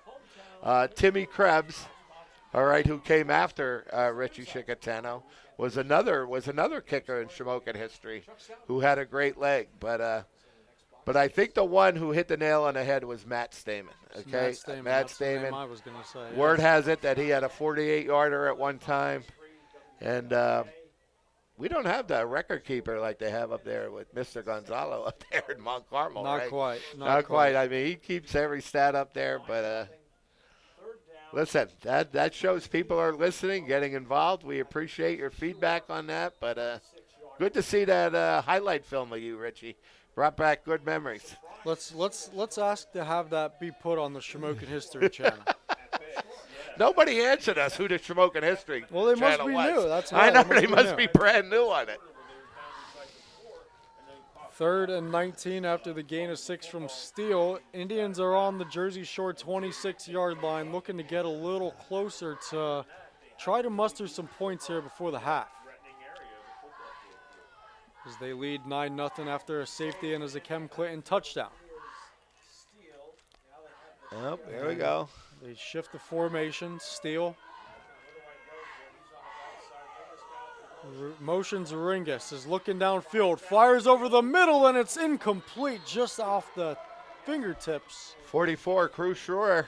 That's the other half of the tight end situation there. So let's see if they give Steinhardt a shot here, or if they're going to give it another shot. But I just think it may be a little out of his range. They put that ball right where only Schroyer could get it. Steinhardt's in there. Let's see what happens. 4th and 19, you're looking at a 43-yard field goal if that's what the Attempt. Indians elect to do. And Steinhardt is out there, but He so is out there, Steele. so is Steele. He's his holder. But I think they're going to run another play. On 4th and 19, Zakem Clinton is the back to the left of Logan Steele. Steele's back to pass. Steele going to the end zone, and it is caught but dropped by Ryan Bicker. Bicker wants a flag for pass interference, but it's going to be a turnover on down. Wow, boy, you couldn't throw the ball any better than that. He put it right there in the basket there, Connor. Good defenders on the play. Great effort. Great. See, I thought he was going to Steinhardt. It was a good throw by Steele, and only Bicker usually can come down with those. Can come down with those, yeah. So big missed opportunity here for the Indians going into halftime. Had a first down on the 17-yard line after that big run by Zakem. Flips the possession again. Here's a handoff to Bo Sechrist. He gets up to about the 28-yard line. Yeah, who's running? Is it still number 6? Still running the team at quarterback, yes, right? Yes, it is. It is Carson Watkins. So Pauling, I can't imagine Pauling getting benched. I thought he was playing very well here in the first half. And now it's that Ringus. looks like Noah Ringus down with the injury. Who is down? Well, listen, I could get flies in here, Connor, but I'm not putting my fingers on bees. I got the wasps. Don't worry. I got the wasps. Leave the wasps to me. I got them. Jeez. And that is a big sucker. He just won't go down. He won't die. Wait, I do have a tissue here. Hold on. Yeah, just put him out of his misery. Put him out of there his misery here. Jeez. Where'd he go? Hopefully we didn't drop him on anybody down there. Oh, you got him. But he's out of our window. He's out of our window. He's out of our So, again, another big missed opportunity here by the Indians, but hopefully Noah didn't get his bell rung there. Ringus is up. He's holding something to his eye. Or maybe turf or something, or maybe got poked there. Doesn't seem he's not limping or anything. Gotta be so careful with him. 2nd down and 7, Jersey Shore. Trips left. Watkins back to pass. Watkins under pressure. Watkins is going to take it himself, and he's swallowed up by Xavier Paul. I'll tell you what. Yeah, great job there by Xavier Paul, keeping him in there, but that just goes to show you the difference between Pauling and this guy, Connor. Yep. Where is Nolan Pauling? I feel like we need to get an update on the starting signal caller for the Bulldogs. Watkins takes the snap. He's back to pass. Under pressure again. Watkins is scrambling. He fires. It's intercepted. And going back the other way is Colin Steinhardt. No one in front of him. Pick 6. There's Colin the dagger, Steinhardt. baby. There's the dagger right there. Woo! 40-yard pick 6 from Colin Steinhardt. His second interception of the night, Connor, right? Extend the lead. 2nd interception of the night. You never want to give a wide receiver an interception, but oh, great. Steinhardt shows exactly why Great interception, great return, all the way to the house. Great job, Colin. Great job. And now he's on to kick the extra point. What a unit this Shamokin area team is. That throw just shows me that Pauling's got to be hurt over there. He's got to be. He's got to be. Steinhardt's extra point is up and good. 16-0 Shamokin. Oh, big play. Boy, you feel so much better with that one, Connor. With so 1 much minute better. and 50 seconds to play in the first half, I'm Connor Phoenix with Joe Haddock. It's the PIAA District 4 Class 4A Championship from Kemp Memorial Stadium. Special thanks to Area Services for sponsoring every live stream this year. Thank you so much. Ricky and Heather Steele and Speed Kills Performance Training, Joe Bridey, Joe Weichel. Thanks to Joe Weichel of Entertainment Tents. Corey Thompson, thank you Corey Thompson and Sons Knox and Denver. And Corey also sponsored tonight's fireworks. Fireworks, and what yes. a show that was. Thank you, Corey. Corey's a good guy. 2 kids coming up in the Little League program. Going to be 2 good ball players that we're going to be hearing a lot of, in the years to come. Corey was a good ball player in his day, too. Yeah? The dad, yeah, real good ball player. And last but not least, Rick and Karen Kashner. Jersey Shore will get the ball back. Under 2 minutes to play in the half. Colin Steinhardt, pick 6, has the Indians up 16-0. Indians are looking to repeat as district champions. What a night. Nowhere else you'd rather be. Steinhardt's boot is away. It's going to be fielded at about the 8-yard line, and bringing it up past the 20 is Luke Ryan, who gets swallowed up and pushed backwards to about the 23-yard line. Listen, we're just beating up on him right now, Connor. Yep. We're just beating up on him right now. We're just showing our physicality in this football game, and you just show the difference the of difference, team without yes. Pauling Yep. out there. I'm going to try and see if there's any update on Pauling. And Watkins is back out there after the pick 6. Hands it off to Sechrist, and Sechrist runs into a wall at the 25-yard line. Who did he run into? Dylan. Good job, Dylan. Dylan Phoenix on that play. Nolan Pauling out with injury. Watkins playing at QB. Appears he's out for the game. That game. Oh, tough break. Tough break for Jersey Shore. Mr. Pauling, I hope your injury isn't that serious. I hope you're going to be okay. Watkins on the pitch to Sechrist, trying to make a move, and Sechrist, he breaks through a couple tackles, but a short gain up to about the 28-yard line. Yeah, you hate to see that, Joe. I mean, heck of a for player. For a sophomore. Yeah, for a sophomore. Hopefully it's nothing serious, but you could just see the difference in this ball club, Connor, with him going down. Right. It's very, very visible. Watkins does not look like doesn't look like they have a backup quarterback. Oh, 'cause he was a wide receiver, right? He came in. Yeah. Watkins is going to take it himself and reverse it to Luke Ryan, who goes the other way. Ryan goes to the far side of the field, tries to turn it up, gets past the 30, but is stopped well short of the first down. 4th down coming up, 30 seconds to play in the half. Let's see how another great play there by Phoenix, and Steinhardt coming up. Showed some great discipline there, staying home on that reverse, and really held it to a minimum game. So that looks like, Jersey Shore could have got out of this half being down 9-0. But Colin Steinhardt really kind of put the dagger in it here, and it looks like we're going to go in at halftime, 16-0.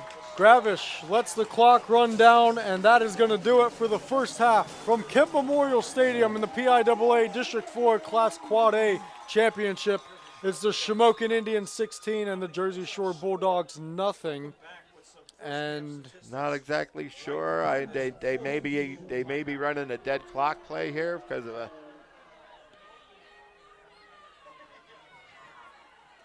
Yeah, looks like it's going to be one more play before it looks half. That way, yeah. The clock did run out.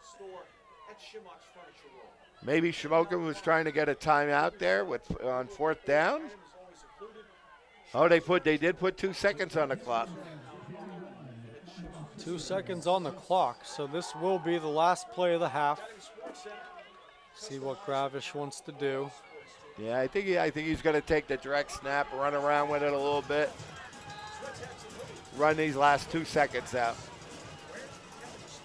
Watkins takes the snap, looks downfield, and looks like they're going to do a Hail Mary, but then he just dumps it off to Bo Sechrist, and Sechrist is tackled out of bounds, and that's how the first half comes to a close. Looked like a little extracurricular there, Joe. Listen.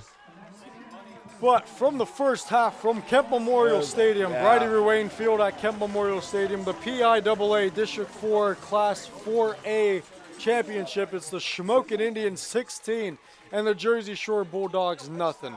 We're going to take a quick break. I'm Connor Phoenix. And I'm Joe Haddock. Great first half effort by the Indians tonight, Connor. We'll be back for the second half.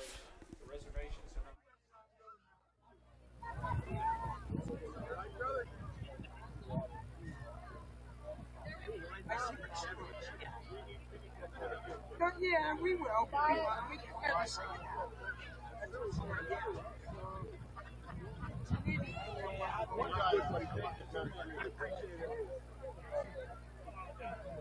The ponchos may be gone at the Hillside coaches stand, but there are hand warmers available. And water.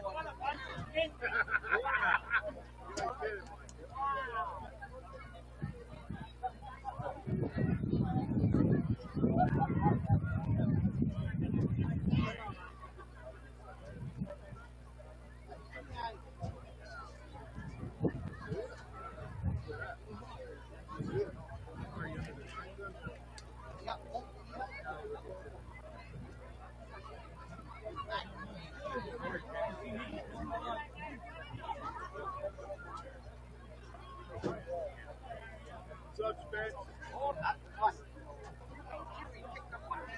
Yeah, I hope so. Yeah, you got that right, Spence. Up the hands of it. There you go, buddy.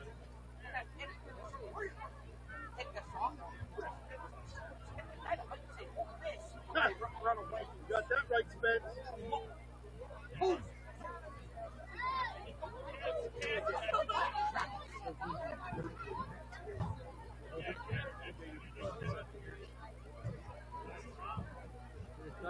He looks a lot like.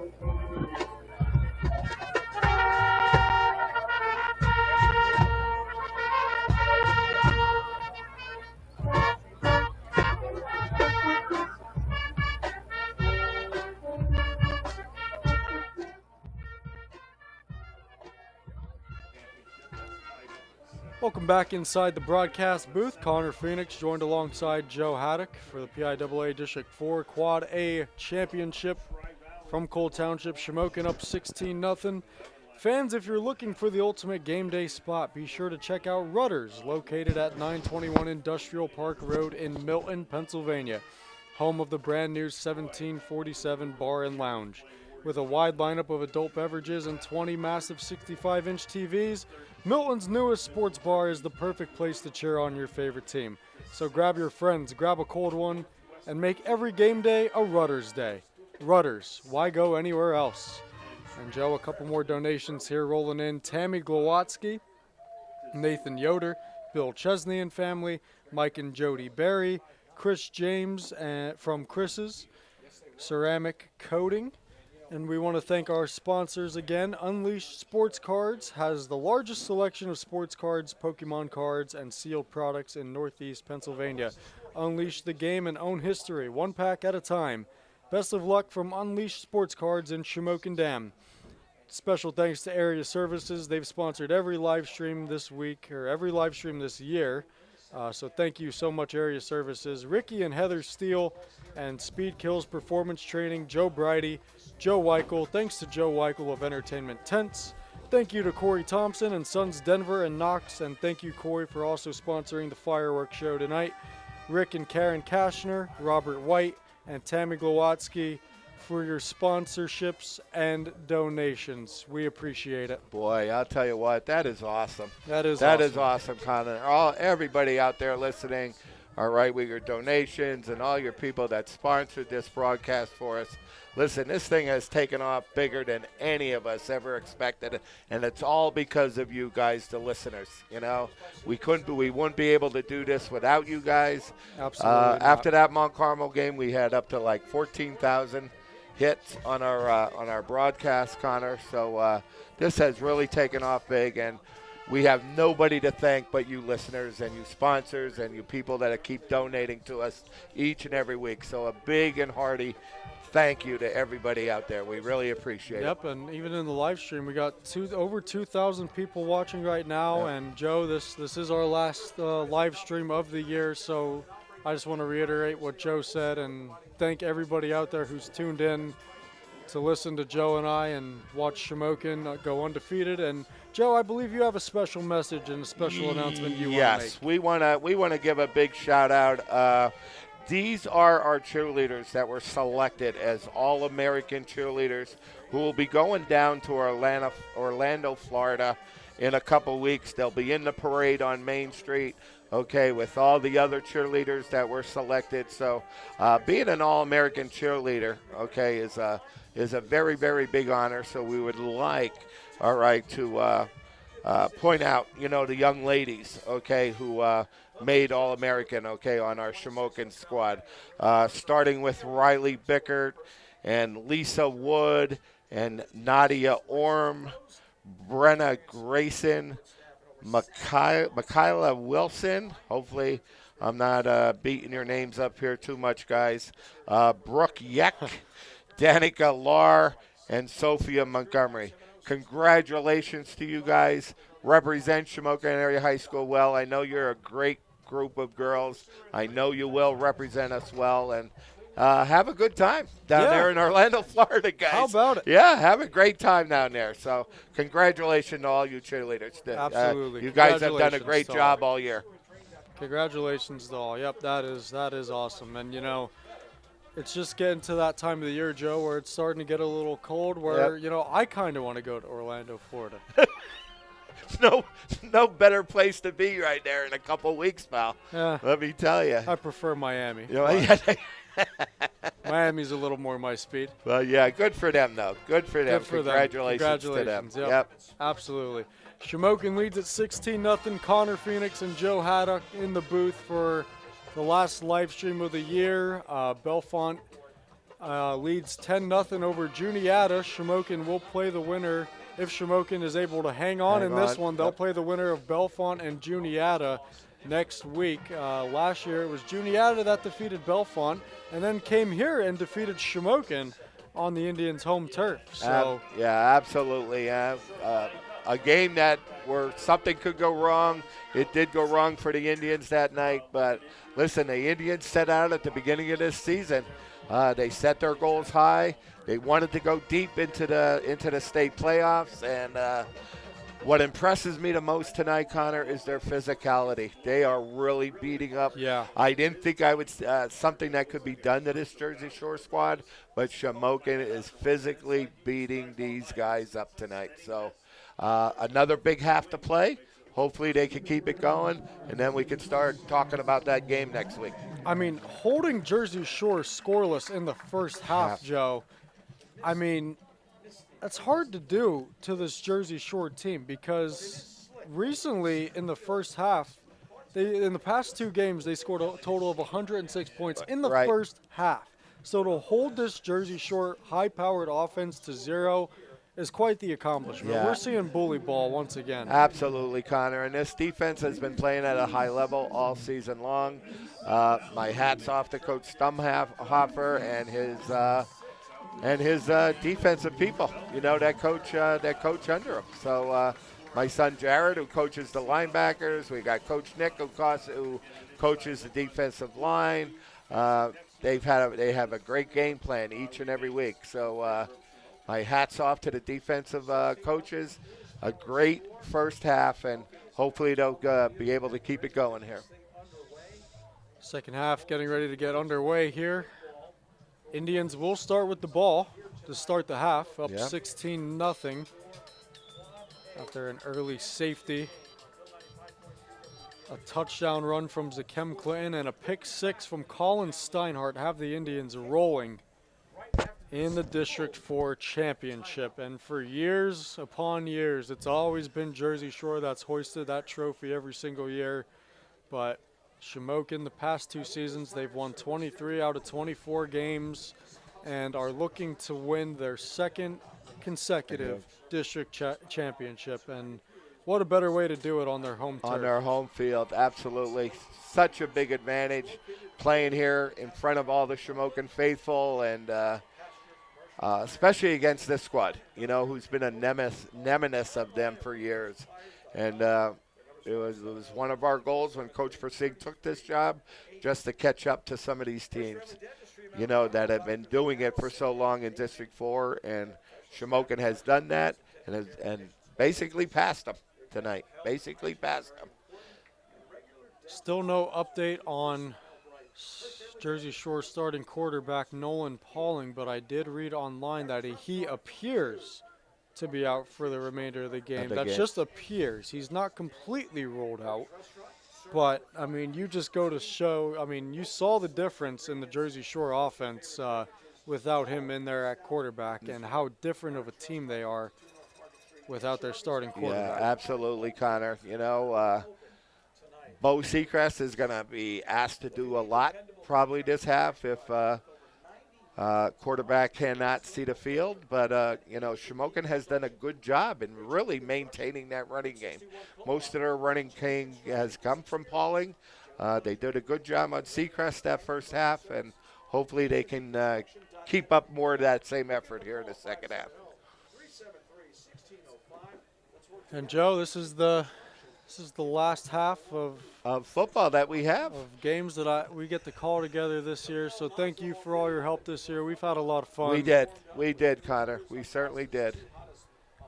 Had a lot of fun doing these games, and till next year. Listen, you make it so easy, Connor. Honestly, you make it so easy. Really, I feel that way about you. I feel the same way about you, Joe. I'll tell you what. You can't have one without the other. Without the other. Thank you so much for, showing up early and being here in the booth before me every game. Yeah, you're making me a little nervous tonight there, Connor. You're making me a little nervous, especially with this weather we got going. But listen, it's been a great run for us. Shamokin keeps holding on here, and they keep on playing. The best of luck. I know I'll be there for those games. And hopefully they'll be able to achieve a couple state playoff games there. So Shamokin hangs on and wins, and Bellefonte hangs on and wins. Shamokin goes to Bellefonte next Friday? Bellefonte, right. Okay, yes. Gotcha. We'll go to Bellefonte. Right now, Bellefonte leading Juniana 10-0 at the half is the last update, that we got from that game. So that's what we're looking at right now. But let's not look ahead yet. Let's just let's try to get through this half. Take care of business here. Take care of business. Whole another half of football to play. Just keep the foot on the gas and win that district title. Yeah, what impresses me about the most, though, is their physicality. Oh, my God. How much bigger and stronger we're kind of enforcing ourselves on these guys tonight. Yeah, you had Ringus, that hard tackle on Seacrest. Yeah, speaking of Noah Ringus, Connor, and I'm glad you brought that up because he went out banged up towards the end of this half. I hope he's out there for the second half. Passetti's kick is bobbled by Jace Gink, but Gink picks it up and gets to about the 25-yard line. Yeah, where is Ringus? Let's see here. There he is. He's taking off his coat. There he is. Oh, there he is. Right okay, so he looks healthy. So really good to see that, Connor. Yep. Glad to see he's healthy. And Joe, we were talking about this game a lot last week, but how about the Mount Carmel Red Tornadoes losing in triple overtime to Montoursville, 43-42. I got home back in Middletown and saw the final of that game, and I was like, wow. How do you deal with two heartbreaking losses like that in a row, to your program? How, as a head coach, do you handle that? Oh, it's demoralizing. It's got to be demoralizing to those poor kids. Ringus in motion. Second half is underway. Here's Clinton trying to push the piles. Akem Clinton gets up to about the 26, 27-yard line maybe for a short gain. But, yeah, they has were to be demoralizing, Connor. Yeah, absolutely demoralizing. We said that game was going into overtime, and then it ended up going into three overtimes. And it was the Montoursville Warriors who hung on 43-42. Ending up winning it by blocking an extra point, Is that how the end won? of that third. Wow. That third overtime, yep. So, again, 2 weeks in a row crushing defeats for the Tornadoes. 2nd and 7. Here is Ringus. Ringus trying to bounce it. Noah Ringus bounces off a couple people and gets up to about the 31-yard line. Good enough for a first down. Noah Ringus just looks like he's running down a hill every time he gets the ball. Welcome back, Noah. Great run there. And listen, again, Shamokin is just enforcing their physicality up front with that offensive line, and the backs are doing the rest. And it looks like we're gonna see this whole second half here, Connor. They're going to keep it simple. They're going to keep the running game. I love this formation where they have all three backs in the game at the same time with Logan. Ringus got to the 36. Jesus. Now here's Logan Steele breaking a tackle and churning his legs upfield to about the 41-yard line, so a good gain of about 5 on first down. Boy, did he take a pop there at the start of that play, but boy, he just popped out of that hit showed his toughness on that play and spun out of it and got 5 yards. Good sportsmanship there from Carson Watkins, who Absolutely, helped steal up off yes. the turf. Very good sportsmanship there, Carson. 2nd down and 5. Listen, both these squads just have total respect for each other, Connor. They've had some great games in the past.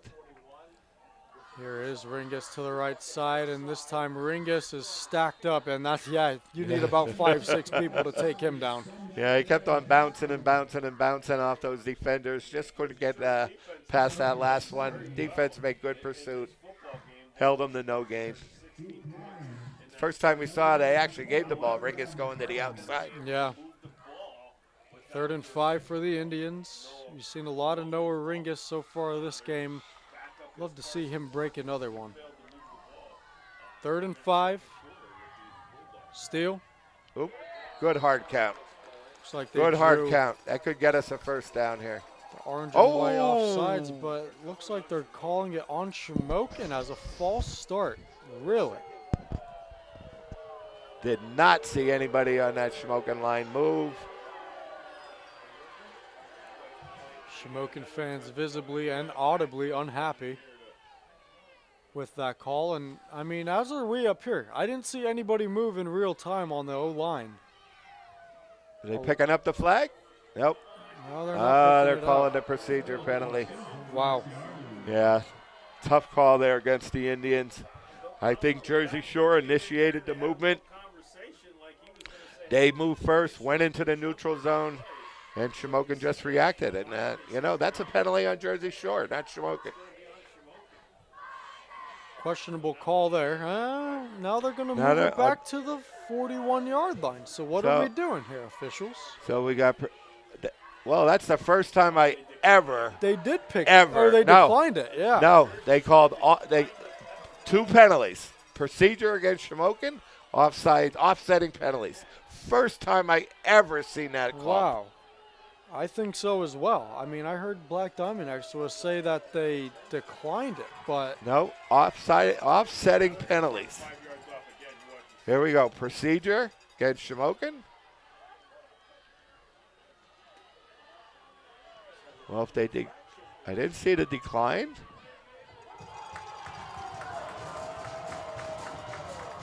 Now they're marking well, that was the most weirdest chain of events yeah, I've ever seen that I've in ever high school seen. football, in any football Oh my game. God! What is going on? Wow. So it's a loss of 5 no matter what. It's a 3rd and 10 now Yeah. from the 36-yard line. Steele gives to Clinton. Clinton up the gut. Nowhere to go. Zakem Clinton is stacked up. Yeah, listen, Shamokin's got to be careful. Jersey Shore is not quitting.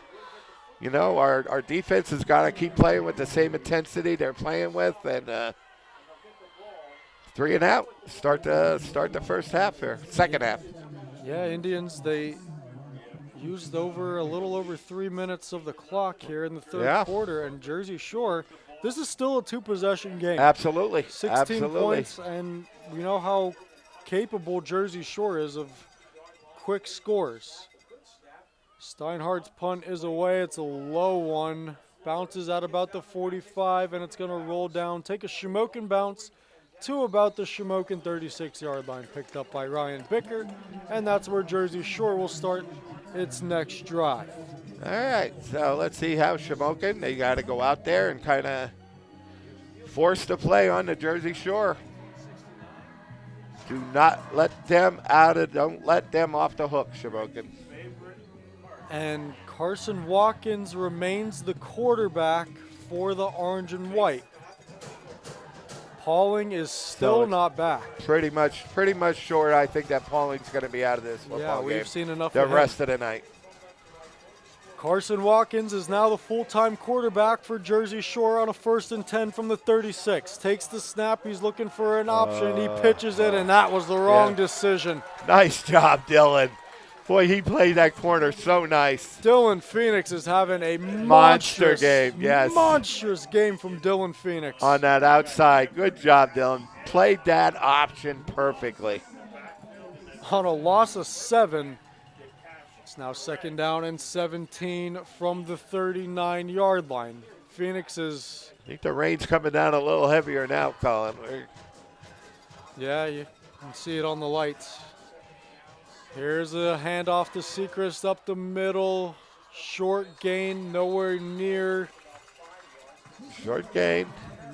No, it gets up to about the 35, but nowhere near a first down. Short gain.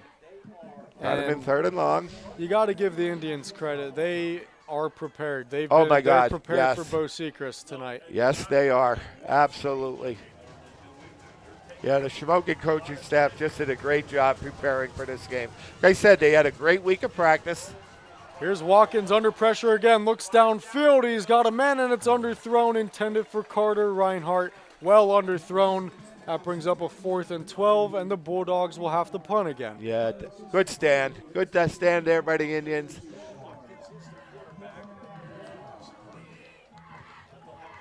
And This holds. This is gonna be a great win for the Shamokin program here tonight. that drive started with that wrong decision from Watkins to pitch it. Phoenix was there to clean it up for a loss of 7, and Jersey Shore can't recover after that. Passetti's punt is away. It bounces at the 31, rolls inside the 25, and look at this Jersey Shore roll. Goes all the way down to about the 12 or 13 yard line. So Shamokin will start backed up. So yeah, that Jersey Shore punter, he just puts enough height on that football when he punts that we can't get a good return on it. So they get good coverage on the play. We did field it, went on a Jersey Shore roll. But let's get a good drive going here, guys. Let's get a good 88-yard drive going here, run some clock, 7 minutes. and let's get out of here. 14 seconds to play in the half. Connor Phoenix and Joe Haddock in the booth. Thank you to our 2,700 live listeners right now. Indians are about a quarter and a half away. 1st and 10 from their own 12. Ringus in motion. It goes to Clinton, and Clinton is hit first by Bo Sechrist. Yeah. Well, I don't know what adjustments Jersey Shore made to our running game in this second half, but they've been playing us tough against that run. They're kind of beating our offensive line up a little bit. Loss of 1. Indians trying to chew as much clock as they can. 6:44 to play in the 3rd quarter. Up 16-0. Ringus in motion again. Steele takes it himself to the left side, has a little bit of a lane. Logan Steele up to the 30. Logan Steele cuts it back all the way up to the 42-yard line. Logan Steele with a gain of 31. Nice run, Logan. Yeah, finally got him untracked here tonight. He finally got on the edge, got to the sideline, and took off, and Logan showed what Logan should do with that speed of his. Brought down by Cash Harrett. Yeah, got us out of the hole here a little bit. Now it kind of opens up the playbook a little bit more for us. Gain of 31 from Logan Steele's legs. Sets up a new set of downs. Logan Steele, handoff to Clinton, and Clinton's met right away. Looks like for another loss. So you're right, Joe. They've made a little bit of an adjustment on the run game. Yeah, they kind of been adjusting to that little inside game of Shamokin that they were very successful at in the first half. And looks like it was another loss. Yeah, loss of 2 on the play. Loss of 2. Talon Lope on the tackle that time. The big Talon Lope.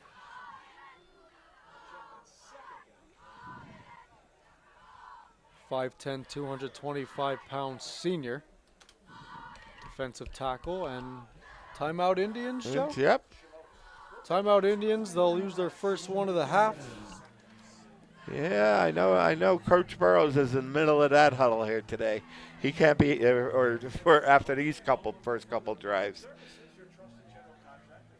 Special thanks to our sponsors again, Unleash Sports Cards. Unleash Sports Cards has the largest selection of sports cards, Pokemon cards, and sealed products in Northeast Pennsylvania. Unleash the game and own history, 1 pack at a time. Best of luck from Unleash Sports Cards in Shamokin Dam. Area Services, Ricky and Heather Steele and Speed Kills Performance Training, Joe Bridie, Joe Weichel, thanks to Joe Weichel of Entertainment Tents. Thank you to Corey Thompson and Sons Denver and Knox. Thank you to Corey for sponsoring tonight's fireworks. Thank you Rick and Karen Kashner, Robert White, and Tammy Glowatsky. Thank you, sponsors. Moving along here in this third quarter, all Indians. That was the first time Jersey Shore has been shut out in the first half all season. Here's Steele taking it himself to the right side, trying to turn upfield, but nothing doing there. No gain at all. Lucky to get back to the line of scrimmage. Yeah, another stop by the Jersey Shore defense.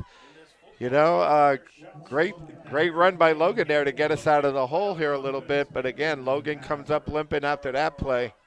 I think we may see a little Barrett Walsh here. Steele, he was holding that knee last week, and he got injured in he's being very visible with his limping here. Got injured in the first meeting of Jersey Shore and Shamokin back on September 12th, week 4. 3rd down and 12 Indians. Here is Steele handed it off to Clinton, and Clinton is drugged backwards again. Wow. Jersey Shore defensive front stands up. It's Bo Sechrist again and company. How's the Kim's getting up a little slow. So this defense from Jersey Shore has really stepped it up this half. I don't know what was said at halftime, but boy, they made some great adjustments here for the first 2 drives. Thank God Logan made that 30-yard run there. We'd still be in the hall. Right. Indians have to punt. Steinhardt's boot is away. It's a low punt. Bounces at about the 42. Rolls down to the 30. And the Indians will pick it up there. Ryan Bickert will pick it up again, and Jersey Shore will come back out. 4 minutes and 7 seconds to play in the third quarter. Fans, if you're looking for the ultimate game day spot, be sure to check out Rutter's, located at 921 Industrial Park Road in Milton, PA. Home of the brand new 1747 Bar and Lounge. With a wide lineup of adult beverages and 20 massive 65-inch TVs, Milton's newest sports bar is the perfect place to cheer on your favorite team. Rutter's, why go anywhere else? That's on my bucket list, Connor. UFC fight next Saturday that's night. We're hosting a UFC fight next Saturday night, free to watch with drinks and food specials. Here's Watkins' pass. Goes in the flat, nothing doing, short gain, 2nd down. In all honesty, it was probably the best pass that we saw from him so far tonight. Only went for about a 4-yard gain, but 2nd down and Coach 6. Kravitz is not afraid to let him wing it out. Here's Watkins, hands it off, ball's on the ground. Sechrist looks like he fell on it, though. Either way, it's going to be a loss of about 2. And I think that previous pass completion was Watkins' first so First far. completion, yeah. And you could just see, they're just so totally out of sync right now. You could just see that missed handoff between him and Sechrist just was totally off. They're totally out of sync right now. 3rd and 8, Watkins takes the snap, rolls to the right. Phoenix in pursuit. He comes near side, pass is caught, but well short of the first down. Doesn't look like Luke Ryan got close to the 40. So now it's going to bring up 4th down. Well, if you're Tom Gravish here, every 4th down, no matter where you are, is 4-down territory. I would think, right? Out. Yeah, I would think, right? Every possession. I spoke a little too soon, Joe. He's punting it away. He looks like he's going to punt it. He's going to play field possession. But listen, every possession, every play, is Luke Ryan, the punter, takes the snap, boots it away. Good kick in the direction of Logan Steele. Bounces he's going to pick that one up. Steele does pick it up and slips up at about the 20-yard line. Yeah, field could be getting a little slippery right now, Connor. Still have a steady rainfall in here.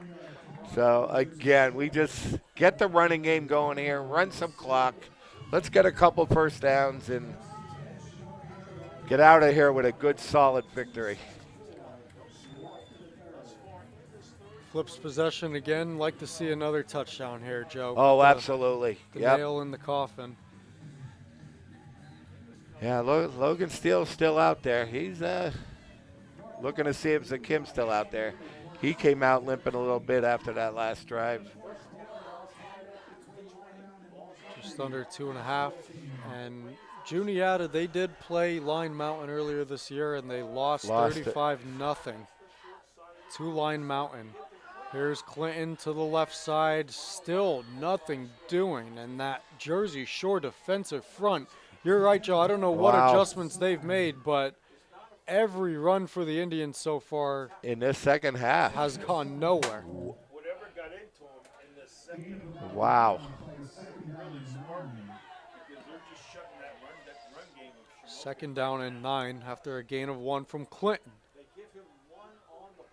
Under 2 minutes to play now in the 3rd quarter. 16-0 Shamokin. Steele takes the snap. Over the middle, overshoots. Colin Steinhardt with that one. 3rd down and 9. Great play call. Good play action there. They're running. Good play action. Had Steinhardt on the slant. Just overthrow him. That could have went for a big gain. Just overshot Steinhardt there, who has a pick 6.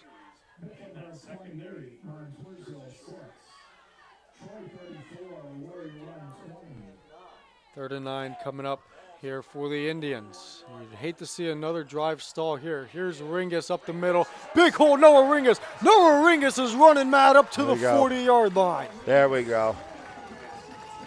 And finally got it untracked a little bit here. That's a big first down. Doesn't matter what adjustments you make. That's big Noah Ringus running there. Yep.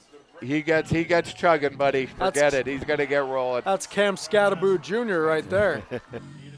Up to the 40. What an acquisition from Line Mountain. 1st and 10 up to the 40 after the mean run from Noah Ringus. Here's Clinton. Shakes 1 tackle.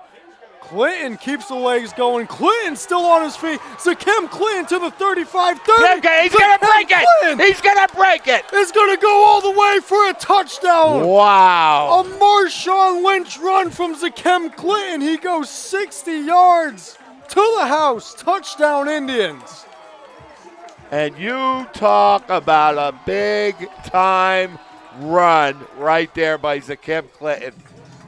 Wow. Oh, my God. He was not going to be denied on that run, Connor. Zakim Lynch. Zakim Lynch with that run. We got to get a replay on that, right? We have to get a replay. Oh, we got to get a replay. No way. That was beautiful. That was beautiful.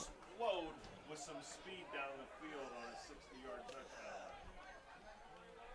No replay. Wow. That's all right.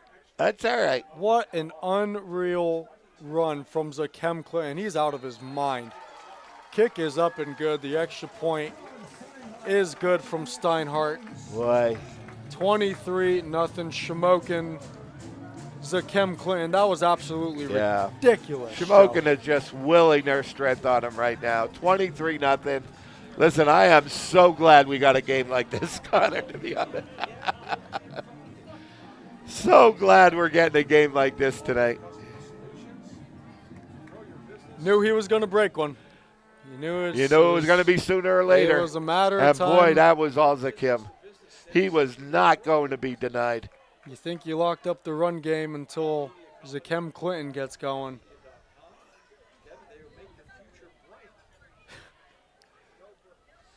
What an unbelievable 60-yarder on to the house. Oh, my God. Yep. All set up by that big run by Noah Ringus, getting us out of the hole there and kind of loosened that defense up a little bit. Zakim just took off. They actually had Zakim there at the line of scrimmage. But Zakim, yep. He would not be denied. He would not be denied. Indians extend the lead. 1 minute and 7 seconds to play in the 3rd quarter.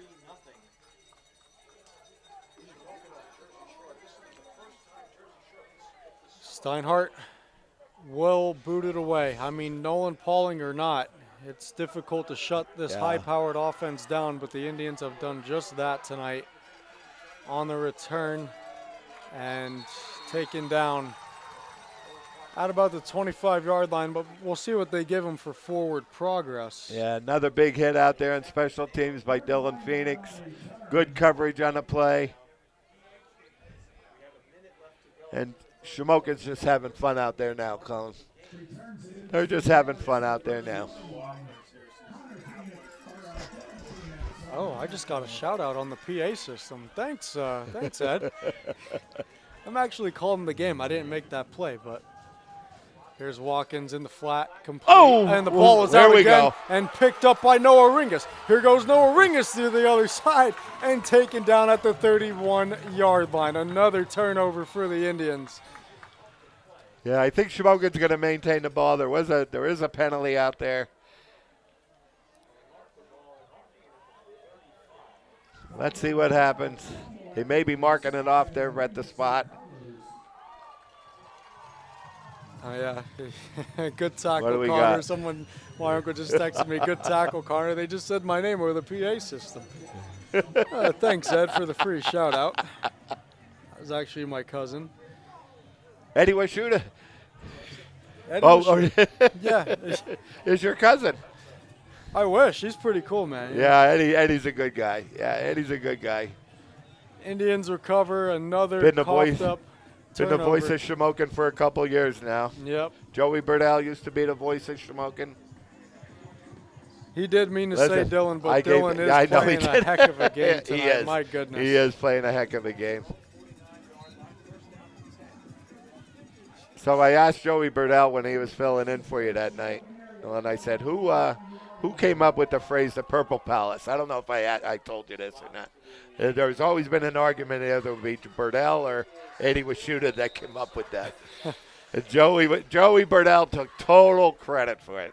Total credit. When I was in high school and went to basketball games and Bordell was on the PA, Well, he was on the PA, he would right. always refer to it as the Purple Palace. As the Purple Palace. It kind of just got spread. Yeah, it kind of stuck, didn't it? Kind of. It stuck. Yep, Stuck. We made merch. We were wearing shirts to basketball games that said Purple Palace. Listen, it's a perfect fit. It's a perfect fit. It really is. 2nd and 6, inside handoff, goes to Gink this time, and Gink loses about 3 back to the 50-yard line. Yep, that looks like it's going to be the last play of the third quarter. And the clock is going to trickle down here from Bridie Ruane Field at Kent Memorial Stadium. Joe, the Indians are 1 quarter away. Shamokin 23, Jersey Shore 0. And the Shamokin faithful showing their appreciation because Shamokin has just given a great effort tonight. A great effort tonight by these Indians. Special thanks to our sponsors, Unleash Sports Cards. Unleash Sports Cards has the largest selection of sports cards, Pokemon cards, and sealed products in Northeast Pennsylvania. Unleash the game and own history, 1 pack at a time. Best of luck from Unleash Sports Cards in Shamokin Dam. Area services, Rick and Heather Steele and Speed Kills Performance Training, Joe Bridie, Joe Weichel. Thank you, Corey Thompson and Sons Denver and Knox. Thank you, Corey, for sponsoring the fireworks tonight. Thank you, Rick and Karen Kashner. Thank you, Robert White, and thank you, Tammy Glowatsky, for sponsoring this week's live stream. Absolutely. A lot of great sponsors out there. Listen, Rick and Heather Steele, those are Logan parents. There's another great group of, a great couple of great parents, all right, that does so much for this football program. 1 quarter away from defending their title. 3rd and 9 from the 50. Shamokin has the ball in this District 4 Quad A championship rematch of last year. Steele takes the snap, comes near side, goes to Steinhardt. Steinhardt's got a couple. Ball is out, and it looks like it goes out of bounds before Jersey Shore can recover. So that brings up 4th down. Somebody's down with a cramp. I think it's Colin.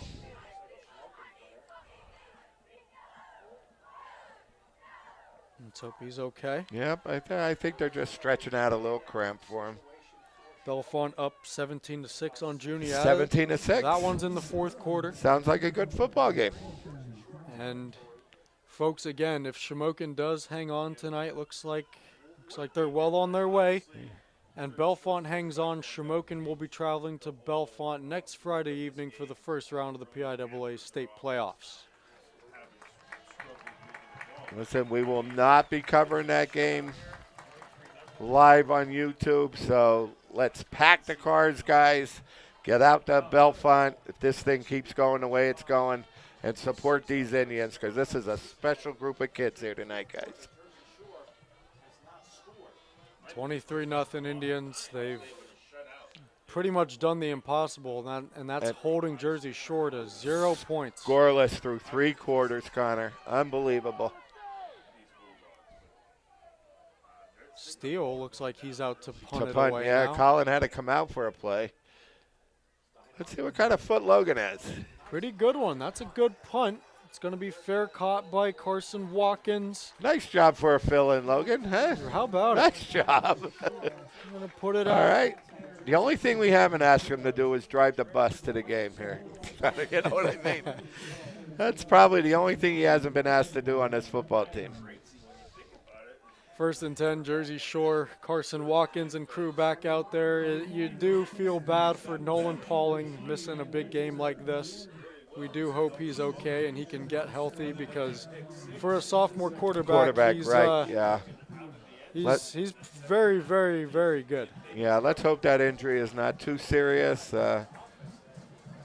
Watkins gives it to Sechrist, and there is Sechrist. Bo Sechrist breaks free to the outside, to the far side of the field, and he's pushed out of bounds right at about the 37-yard line. So good run from Bo Sechrist of 24 yards. Again, we had him wrapped up for a lot of the night tonight for 3 quarters. That's probably the only run that he kind of broke for any type of yardage. So they've been doing a great job on him tonight.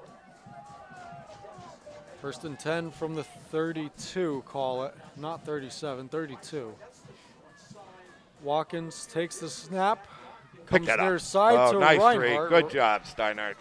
Reinhardt makes the catch, brought down by Steinhardt at the 42-yard line, gain of 5 on 1st down there. Jersey Shore just trying to get on the board, I feel, at this point. Clock is running. Clock is on the Indian side here. After putting up 73 points last Friday against Athens. Here's Watkins looking to take it himself, and Xavier Paul takes him down at the 34-yard line. Oh, my God, this Shamokin defense is just playing lights out. Oh, my God, that quarterback went to right and run the options. Dylan Phoenix was there to stop it. Xavier Paul got it from the weak side and just creamed him. No room to even throw it away either. I didn't even see it. I thought it was an option, but I didn't see a back anywhere in the area to pitch it to. Yeah. Nowhere to go for Carson Watkins. A big loss on the play. 3rd and 11. Watkins back to pass, comes near side again, and it's intercepted again by Colin Steinhardt. Oh, my God, I thought that was another pick 6. Boy, if he don't fall down, Colin. I was going to say, if he doesn't fall down. He has the sideline. He's going, but great job. Here's the replay. Another ill-advised throw from Carson Watkins. Ends Watch up this in the read. hand. Watch this read. And look at that sideline he has there. Nobody near him. Listen, that whole defense has played great tonight. If I had to give a player the game, I think it has to go to Steinhardt tonight. Really great effort by him tonight. Is that 2 or 3 interceptions that is now? I think that's 3. That's 3. And he has 1 for a pick 6. Right. Wow. Colin Steinhardt, 3 interceptions. That's right, because he caught one down Yeah, here. absolutely. At about the 20-yard line. To stop a drive. Yep. 3 picks for Colin Steinhardt. Have a game. Here's Steele to the right side. Looks for a lead block from Zakem. He's gone. Gets it Forget down it. the sideline. Forget Logan it. Steele. He can walk in. It's a Shamokin touchdown. 41 yards from Logan Steele. Indians are opening it up. Logan Steele gets on the board with a touchdown, 30-0 with the extra point to come. Wow. Just like that. Just like that. Wow. Well, it's 29-0 with the extra point coming. Steinhardt, he seems okay. He's got an interception. He's out there for the extra point. And I'm sure a lot of people that aren't at this game are getting score updates from this game, and I bet they're shocked. But they're not seeing it like we're seeing it. Yeah. Listen. I mean, this Indians team we already know is good, but Jersey Shore hasn't been able to put up much of a fight ever since losing starting quarterback Nolan Pauling. Steinhardt's extra point is up and good. But again, what really impressed me tonight is their physicality against this football team. They're playing very close to mistake-free. I think they only have one turnover tonight. They do have a couple penalties, but that happens, in a football game. They almost put together that perfect game that we needed tonight, Connor. What a great effort by these Indians tonight. Great effort in the district championship. I Nope. wasn't expecting this. I wasn't expecting it to be this comfortable with 10 minutes left in the fourth quarter. But, you do feel for Nolan Pauling of Jersey Shore. And You wonder how much of a difference he could make. But, Shamokin was starting to get physical with him. And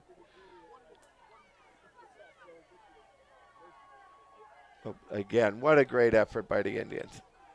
Logan Steele, I think it's time for you to call it a night tonight and get ready for either Bellefonte or Juniata next week. I think we could start talking about next week.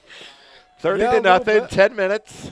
if anybody in the chat watching the stream right now has a score update on the Bellefonte-Juniata game, please let us know. As here's the return. Gets past the 25 to about the 28. So a decent gain return.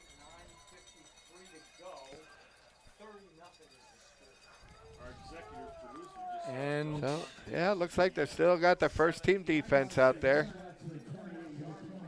still 17-6. Shamokin, 17-6 Bellefonte. Yep, Okay. still 17-6. It's shaping up to be Shamokin versus Bellefonte next week. I'm sure Shamokin wanted to get Juniata in a little rematch from last year, but all they want to do is get into that first game and really show what type of football, because that wasn't their football team last year. No, it wasn't. It was in that very Juniata game. uncharacteristic, a very uncharacteristic performance. New quarterback in for Jersey Yeah, Shore number now. 7. Who's that, Connor? Luke Ryan is in at quarterback now. Is that the other wide receiver? Yes. So you're right. I don't think they have a backup quarterback. So now this is their third quarterback they've used in the game, trailing 30-0. All Shamokin in this one. Pauling doesn't get hurt. It's a different story, but Jersey Shore has now had to resort to their third string quarterback. And Pauling, I don't think he's seen many injuries all year, because it doesn't look like they really have a backup, as Ryan's pass, screen pass, falls incomplete, very well short. Listen, this is just amazing to see this Jersey Shore team just not firing on any cylinders at all whatsoever. It is. Oh, my God. I don't know if Shamokin has them that beat up or not, but, boy, I've never seen Jersey Shore play like this. Rain begins to slow down and come to a stop here in the fourth quarter with 9:48 to play. Ryan takes the snap, rolls to the right, looks downfield, and a great good throw adjustment from Luke Ryan, and a great adjustment from Carter Reinhardt. Yep. Turns into a big game for Shore. Yeah, listen, that was all adjustment, okay, on that receiver's part. He knew the ball was underthrown, made a great adjustment on the ball. Bickard had good coverage on the play. Just a great play by that wide receiver. That puts the ball at the Shamokin 42-yard line. Inside handoff to Sechrist. And he's wrapped up right away. Look at Bobby Whitmer. 55, who's that, Connor? 55, is It's that not Jet? Bobby Whitmer, it's Jet Velati. Jet Velati, yeah, nice play there by Jet, by the senior. Gee, those linemen, they all celebrate the same. They do, don't they? They need Yeah. to get some new celebrations. Yeah. They need to have some different celebrations. We love the celebrations. Yep, but yeah, keep that going, man. Keep it going. You love to see that. Loss of 5 from Sechrist after he got swallowed up by Velati.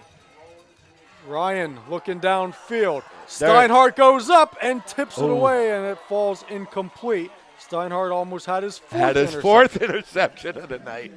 Just a Hail Mary pass there. Now, you're talking the third string quarterback for Jersey Shore now. Just trying to make something happen. And Luke Ryan, it looks like he has a little stronger of an arm than A little bit, but they are really Carson Watkins, yeah. they are really ducks being thrown out there. They are, 3rd and 15. Luke Ryan looks downfield again. In coverage is Ryan Bickard, and good coverage there as the ball falls incomplete. That'll bring up 4th down. good coverage. Good coverage that time. And that was actually a well-thrown ball. Yes, it You're was. right. He does have a better arm there. But again, they're all wide receivers. I don't know if they're playing quarterback because they're good athletes or they actually prepare for this. 4th down and 15. Tom Gravish will leave the offense out there with 8 minutes and 43 seconds to play.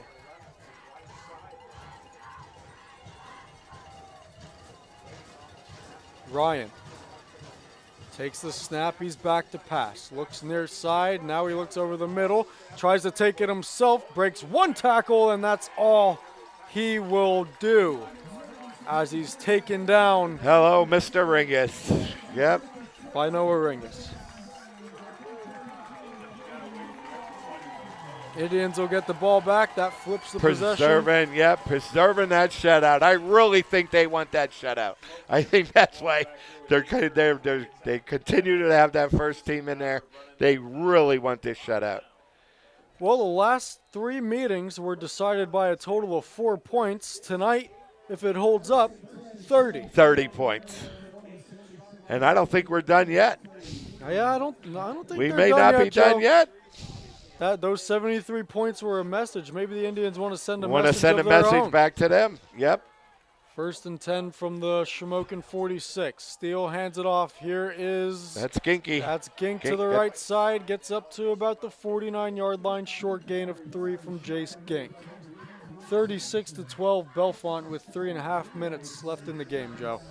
So I was thinking I'm going to ask you a question here, Connor. I was thinking about this the other day. Let's hear okay? it. Yeah, let's hear it. So this Pauling kid, he's a sophomore, right? Correct, Yeah, he's yeah. a sophomore. So like 3 football seasons ago, we played a Jersey Shore junior high team here.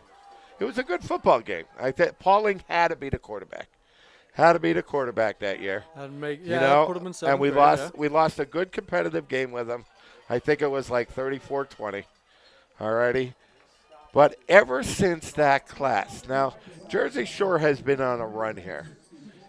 For years. Jersey Shore has been on a run. Yeah. The last 2 years we played Jersey Shore at the junior high level. We totally had our way with them. Totally. Really? I mean, we're talking mercy roll way. Wow. Mercy roll way. So does So- that mean do you think Is the District 4 reign of terror over? over? Is the dynasty of I mean, I'm Jersey telling you, Shore we had our way with them. done? I mean, with the way that the Indians junior high program is and the position you have them in and the direction that the program is trending, I think we're seeing Are we a seeing little a maybe passing of the torch. passing of the guard here, you think?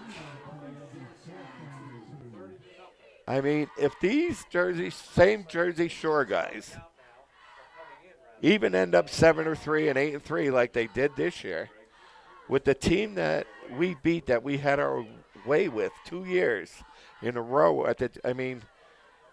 those guys are all sophomores. They're going to be juniors next year, Yeah. right? Yeah. So I'm think just it kind might of. be I think shifting. it's. Yep. I think the power is. Oh, good roll there by Steinhardt. Good job. Pick it up before it. Yep, turned around. Good smart play there. Jersey Shore will get the ball at the 10-yard line. I mean, ever since. So I was kind of curious, what Yeah. you thought about that, I mean, Connor. I said on last week's broadcast, Jersey Shore, they've been in the playoffs every year since 2012. I don't know and precisely how many district championships they've won. Right. I know they've won it year after year after year. They haven't won it since 2022, Joe. Right. So my question for you is, who won it in 2023? If it wasn't Shamokin or Jersey Shore, I read today that Jersey Shore has not won a district title since 2022. here comes second safety of the game, maybe. Luke Ryan loses a lot of yards. I'm thinking it had to be Selinsgrove. I'm thinking it had to be Selinsgrove. Yeah. Because Jersey Shore, they were still very good 2 Right. years ago. Exactly. Yep. and I don't know if that was a typo. Are you sure? Yeah. But they did not win it in 2022 because they had quite a string going there. Quite a string of district titles that were going there. 2nd and 14. Ryan takes the snap, rolls to the right. He's dancing in his own end zone, just fires up a desperation throw into the Shamokin sideline. Listen, I'm really not sure what Jersey Shore is trying to do here with the score 30-0 and a 13 quarterback.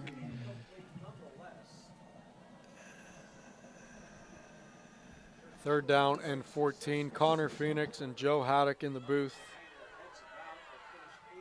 Last 5.5 minutes that we will be calling for you this year. Ryan takes the snap, rolls to the right, shakes one tackle, balls out. Defensive touchdown. Who got it, Connor? That looks like Jace Gink. Nope, 68. 68. Is that Oxenrider? Bradley Oxenrider. Bradley Oxenrider got the touchdown. Oh, my God. Good for you, Bradley. A strip sack by Oxenrider in the end zone, and he falls on it. Way to go. And listen, that's just cherry on the top of the sundae that the defense, got the last score of the game. For another touchdown. That now puts this one in the mercy roll. 36-0, and I don't think anybody could have predicted this at all whatsoever. Steinhardt, just like last week. Perfect. To put the Indians up 37-0. It's up and good. It's good. 37-0 Indians. Just so appropriate that the defense got that last touchdown here because they've been setting the tone the whole night. Another donation rolling in. Thank you, Michael Toder and family. Thank you, Michael and family. Indians we are appreciate rolling it. in the District 4 Class Quad A Championship. They lead 37-0 over the Jersey Shore Bulldogs. Get the buses going, guys. We're heading to Bellefonte. I did get a tip, Joe. Selinsgrove won in 2023. In 2023? Okay. Selinsgrove won. Shout out Mason Smink for that. Thank you, Mason. And my dad just texted me Selinsgrove. So correct me. Got a lot of people listening out there. Yeah. Correct me if I'm wrong, Connor. And I hate to bring this up. I don't know if you remember this about the player in that from Jersey Shore. All right, that suffered that brain bleed in that Selinsgrove game. Yeah. The Selinsgrove game got called at halftime. Yeah. And I think that's the year. All right, that happened. I don't remember what that kid's name was from Jersey Shore, but that was a real heartbreaker. I do remember that. That was a real heartbreaker for Jersey Shore. Yes, very tragic set of events for them. Steinhardt will boot it away. 5.5 minutes to play, and that bounces in the end zone for a touchback. I think the Indians really are going for that shutout, Joe. They are, yeah. I don't think they've made it any more obvious at this point. Let's see who's going in. They just got to be careful. Tempers are going to start flaring up a little bit. They just got to be careful. Nobody gets thrown out. Keep playing hard. Keep playing smart. Still got a lot of our starters in there. I see Dylan Phoenix still in there. Noah Ringa still in there. Liam Montgomery. There goes the Cam back in there at the other. Yeah, they're going for the shutout here. All right, there goes Jet back in there. 37-0 Indians. Kaleda's still in there, number 53. He's a starter, so. Ryan hands it off and going nowhere is Bo Sechrist. My goodness, this is met right away. It's really enjoyable to watch if you're on the right side of it. Well, what an effort tonight by this Indian defense. They came ready to play. These teams match up well. Indians knew what they had to do. Their goal was in sight. Yep. They came prepared. You're a busy guy, Joe. I'll say. That's my wife calling me now. She knows we're in the middle of a football game here, right? What the heck is she doing calling me? Uh-oh, there goes Steinhardt. Steinhardt There goes picks it up Steinhardt. again, and another pick six for Colin Steinhardt. His 4th of the game and his second pick six. Hold on, there is a penalty on the Yeah, I think it occurred after. A little extracurricular after. Here's the replay. I think that flag came out late. Oh, no, that hit right there. Is that when the flag came out? Mm-hmm. Yeah, that defense. All right, but the 4th interception for I think that's going to hold. The interception? Yeah, the interception is going to stand. Hold, but not the touchdown. Coach Persing ain't happy about something out there. He wants the pick He six. wants the pick six. I think that might be right, Joe. I think they have more interceptions than receptions tonight. I was just wondering that myself. How many passes has Steele completed? I mean, I know he has a couple, but I don't think he has 4.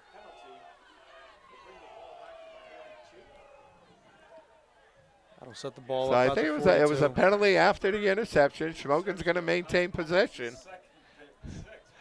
Like Coach Persing was really adamant out there. He wanted that pick six. Unless, listen, he's keeping his first team out there.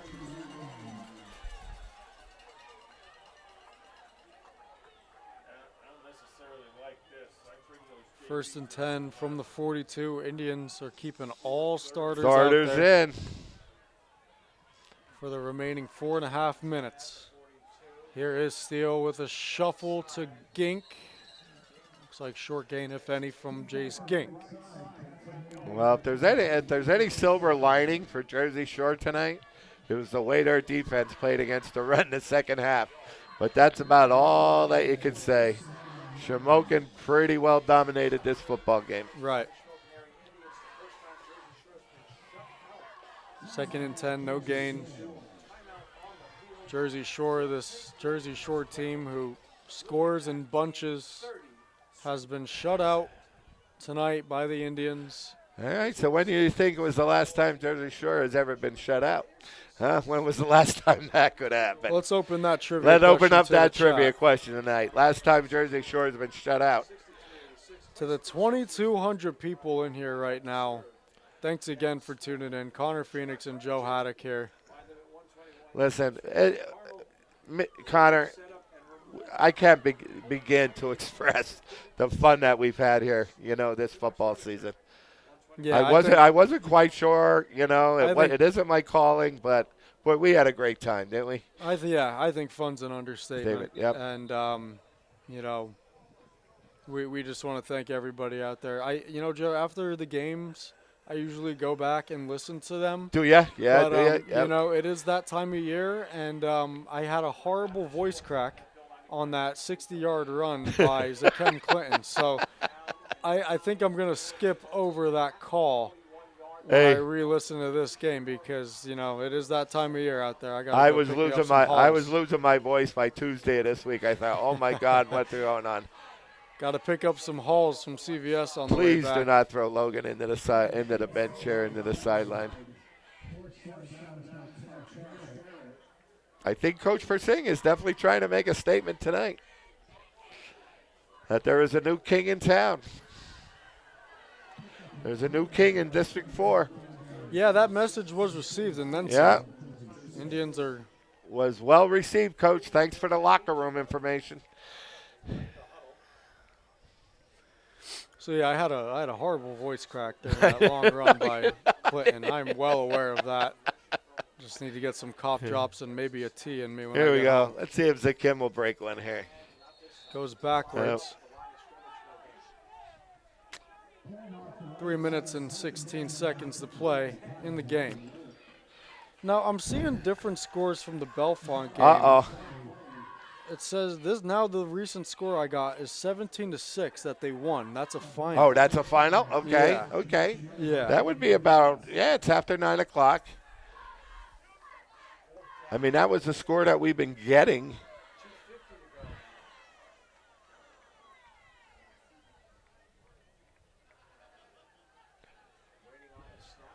Steinhardt is back to boot it away. He's Clock playing- continues to yeah. run Playing the play clock, which he should.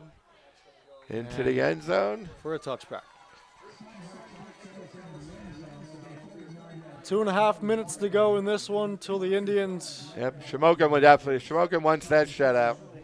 are crowned back-to-back district champions.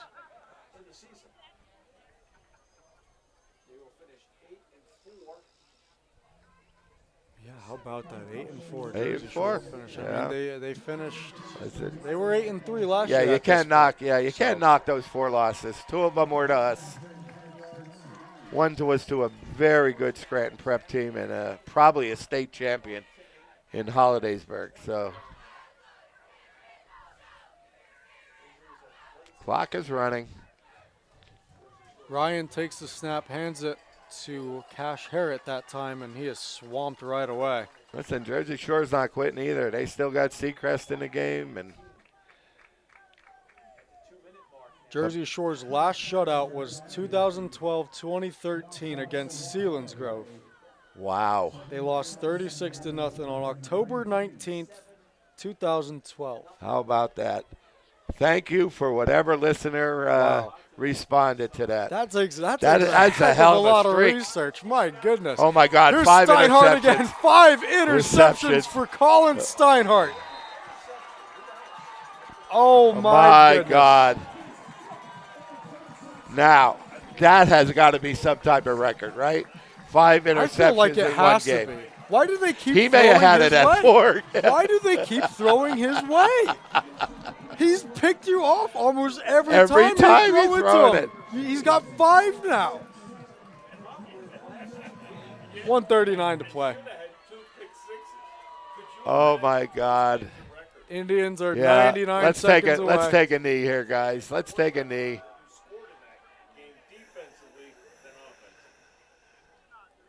Thanks, Blair. Thank you for that information. But For that, the tip. listen, Wow, that's that's- one heck of a streak. Yeah, and that takes a lot of research to find that as quick as he did. Must so, be a very, Jeez. yeah, We need to smart move. we need to hire a team of like us as the announcers. We have a statistician. We have a research. Do we person. need one of that? We need We don't to, have it. We need Listen, to develop a team here. We got Joe. social media. Yeah, we got social media out there, Connor. We're good. Under a minute now. Defending champions, Connor. Defending District 4 champions. And who would have thought it would have been this easy tonight? Wow. Not me. 42 seconds to play. 37-0. Indians hold Jersey Shore scoreless.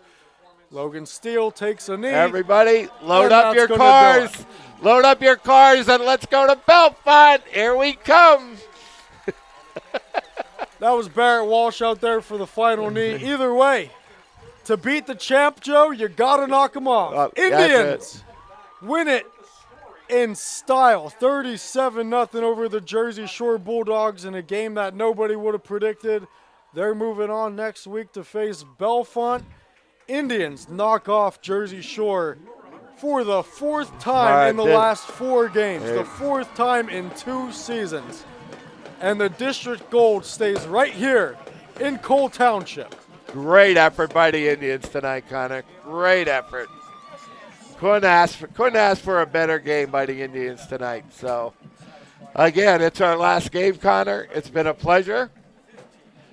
And listen, what's our record out here? I think we have a 6-0 record going here, right? Yeah. Calling these games. Well, Juniata, we won't. Oh, we won't count Juniata that game one. We last won't year. count that one. Thank Yeah. you, everybody, so much for tuning in.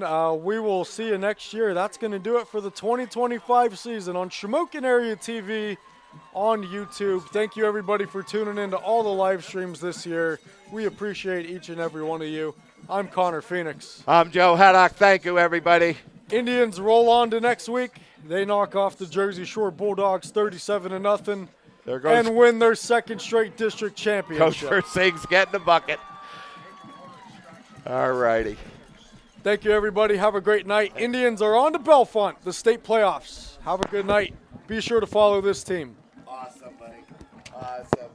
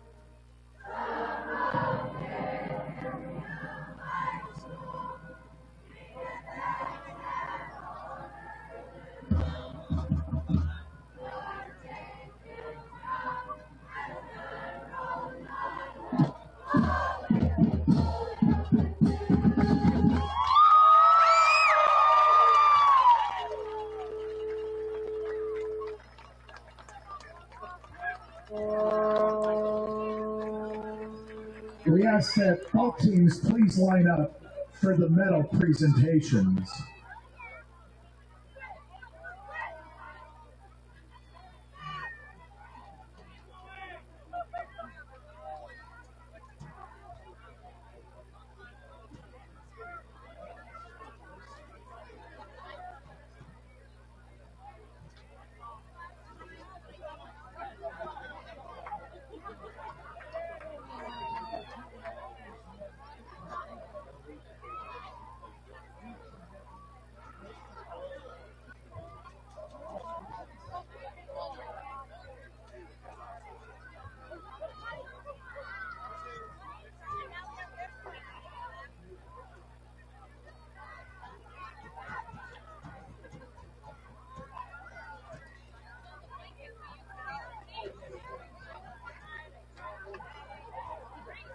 Big round of applause to the Jersey Shore Bulldogs. Tough schedule, battled through injuries, and showed true grit till the end tonight. Starting with their players, Cash Harrod. Number 2, Connor Winters. Number 3, Carter Reinhardt. Number 5, senior Bo Sequist. Number 6, senior Carson Watkins. Number 7, senior Luke Ryan. Number 8, Connor Yingling.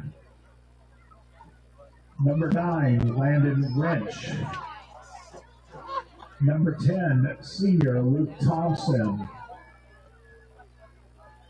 Sophomore quarterback, number 1, Nolan Pauling. Number 12, Hayden Kelly. Number 13, Lucas Edkin. Number 14, Jason Jennings. Number 15, Jaden Passetti. Number 18, Timothy Loth. Number 21, Blake Demisdorfer. Number 22, Elijah Wabach. Number 23, Chase Ellison. Number 25, Jace Fetzer. Number 28, Cameron Simcox. Number 31, Caden Cummings. Number 40, Dalton Rarig. Number 44, Jensen Randall. Number 45, Todd Henry. Number 51, Jacob G. Number 52, Ace Willits. Number 53, Tyson Fisher. Number 55, senior Talon Rope. Number 56, Drake Jacobs. Number 58, Grayson Willits. Number 59, Axel Reinhardt. Number 60, Hunter Eck. Number 62, Caleb Schaefer. Number 64, senior Braden Swales. Number 65, Isaac Shirley. Number 67, Cameron Emmenheiser. Number 68, Nate Thompson. Number 69, senior Mason Larson. Number 71, Vincenzo DiCaprio. Number 70, Jake Gressler. Number 75, Mitchell Watkins. Number 78, Braden Rayburn, a senior.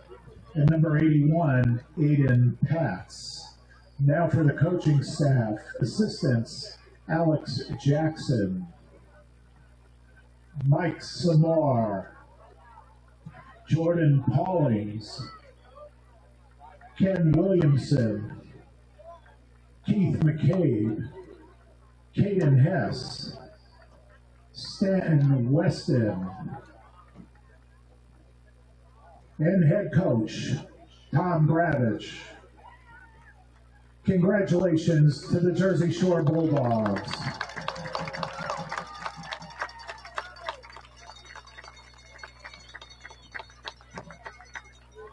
Now for your 2025 District 4 champions.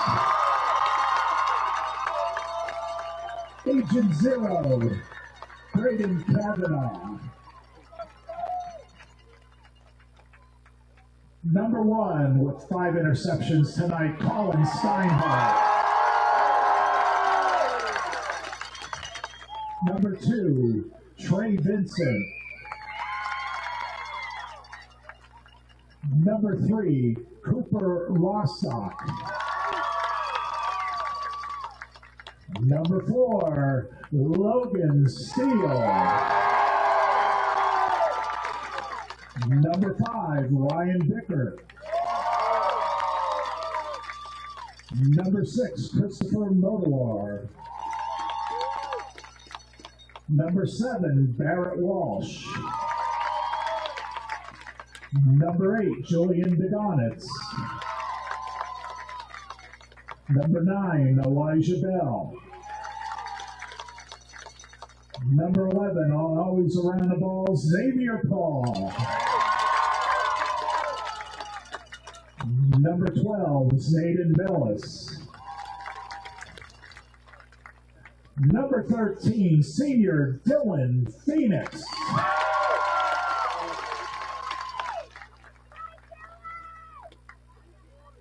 Number 14, Jesse Wheat. Number 15, Keegan Layhow. Number 16, Jason McLean. Number 17, senior Ryan Hens. Number 18, Leland O'Connell. Number 19, Ronnie Stankiewicz. Number 20, senior Jack Tamkus. And a senior, number 21, Sakim Clinton.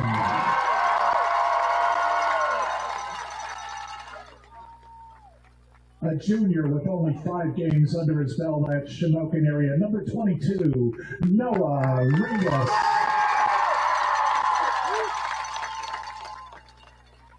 Number 23, Trey Taylor. Number 24, Beckett Chesney. Number 25, Landon Steele. A senior, number 26, Andrew Leffler. Number 27, Mason Purcell. A senior, number 32, Jace Gink.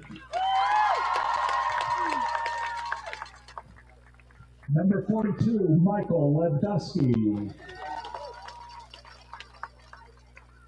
Number 44, Crew Schroyer.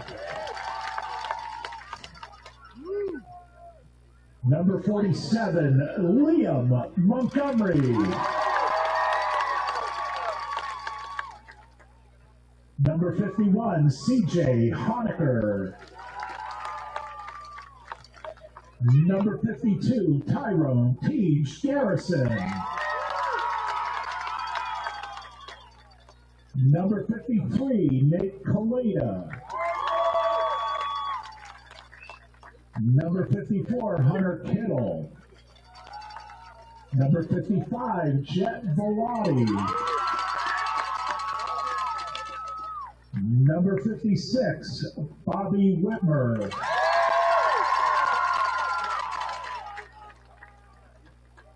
A senior, number 57, Isaac Glover. Number 60, Brady Bauer. Number 64, Grant Krieger. Number 65, senior Chase Anderson. Number 66, Landon Wolfgang. Number 67, Aaron Schultz. Number 68 scoring the touchdown tonight, Bradley Oxenrider. A senior, number 70, Marcus Kinsey. Number 73, Braden Olszewski. Number 75, Lenny Bellis. Number 78, Renee Montez. Number 82, Aiden Motolar. Number 88, senior, Andrew Kuznick. Number 90, Ryan Santee and Jay Sloan. The coaches for Shamokin area, Jared Haddock, Pat Lorenzo, Mark Burrows, Sean Zielinski, Chad Stumhofer, Nick Walsh, and Joe Costa. The athletic trainer, Jeff Slock. And the team physician, Dr. Wayne Miller. The head coach of your District 4 champions, head coach Mark Persing.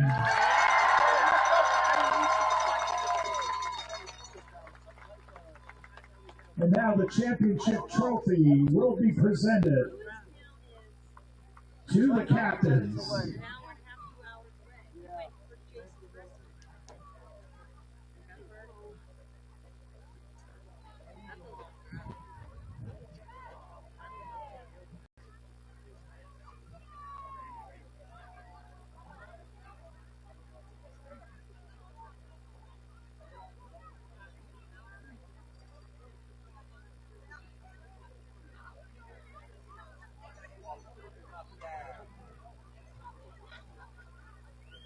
The big guys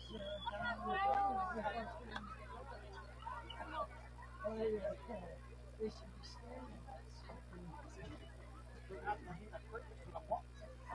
Yeah, the corner looked up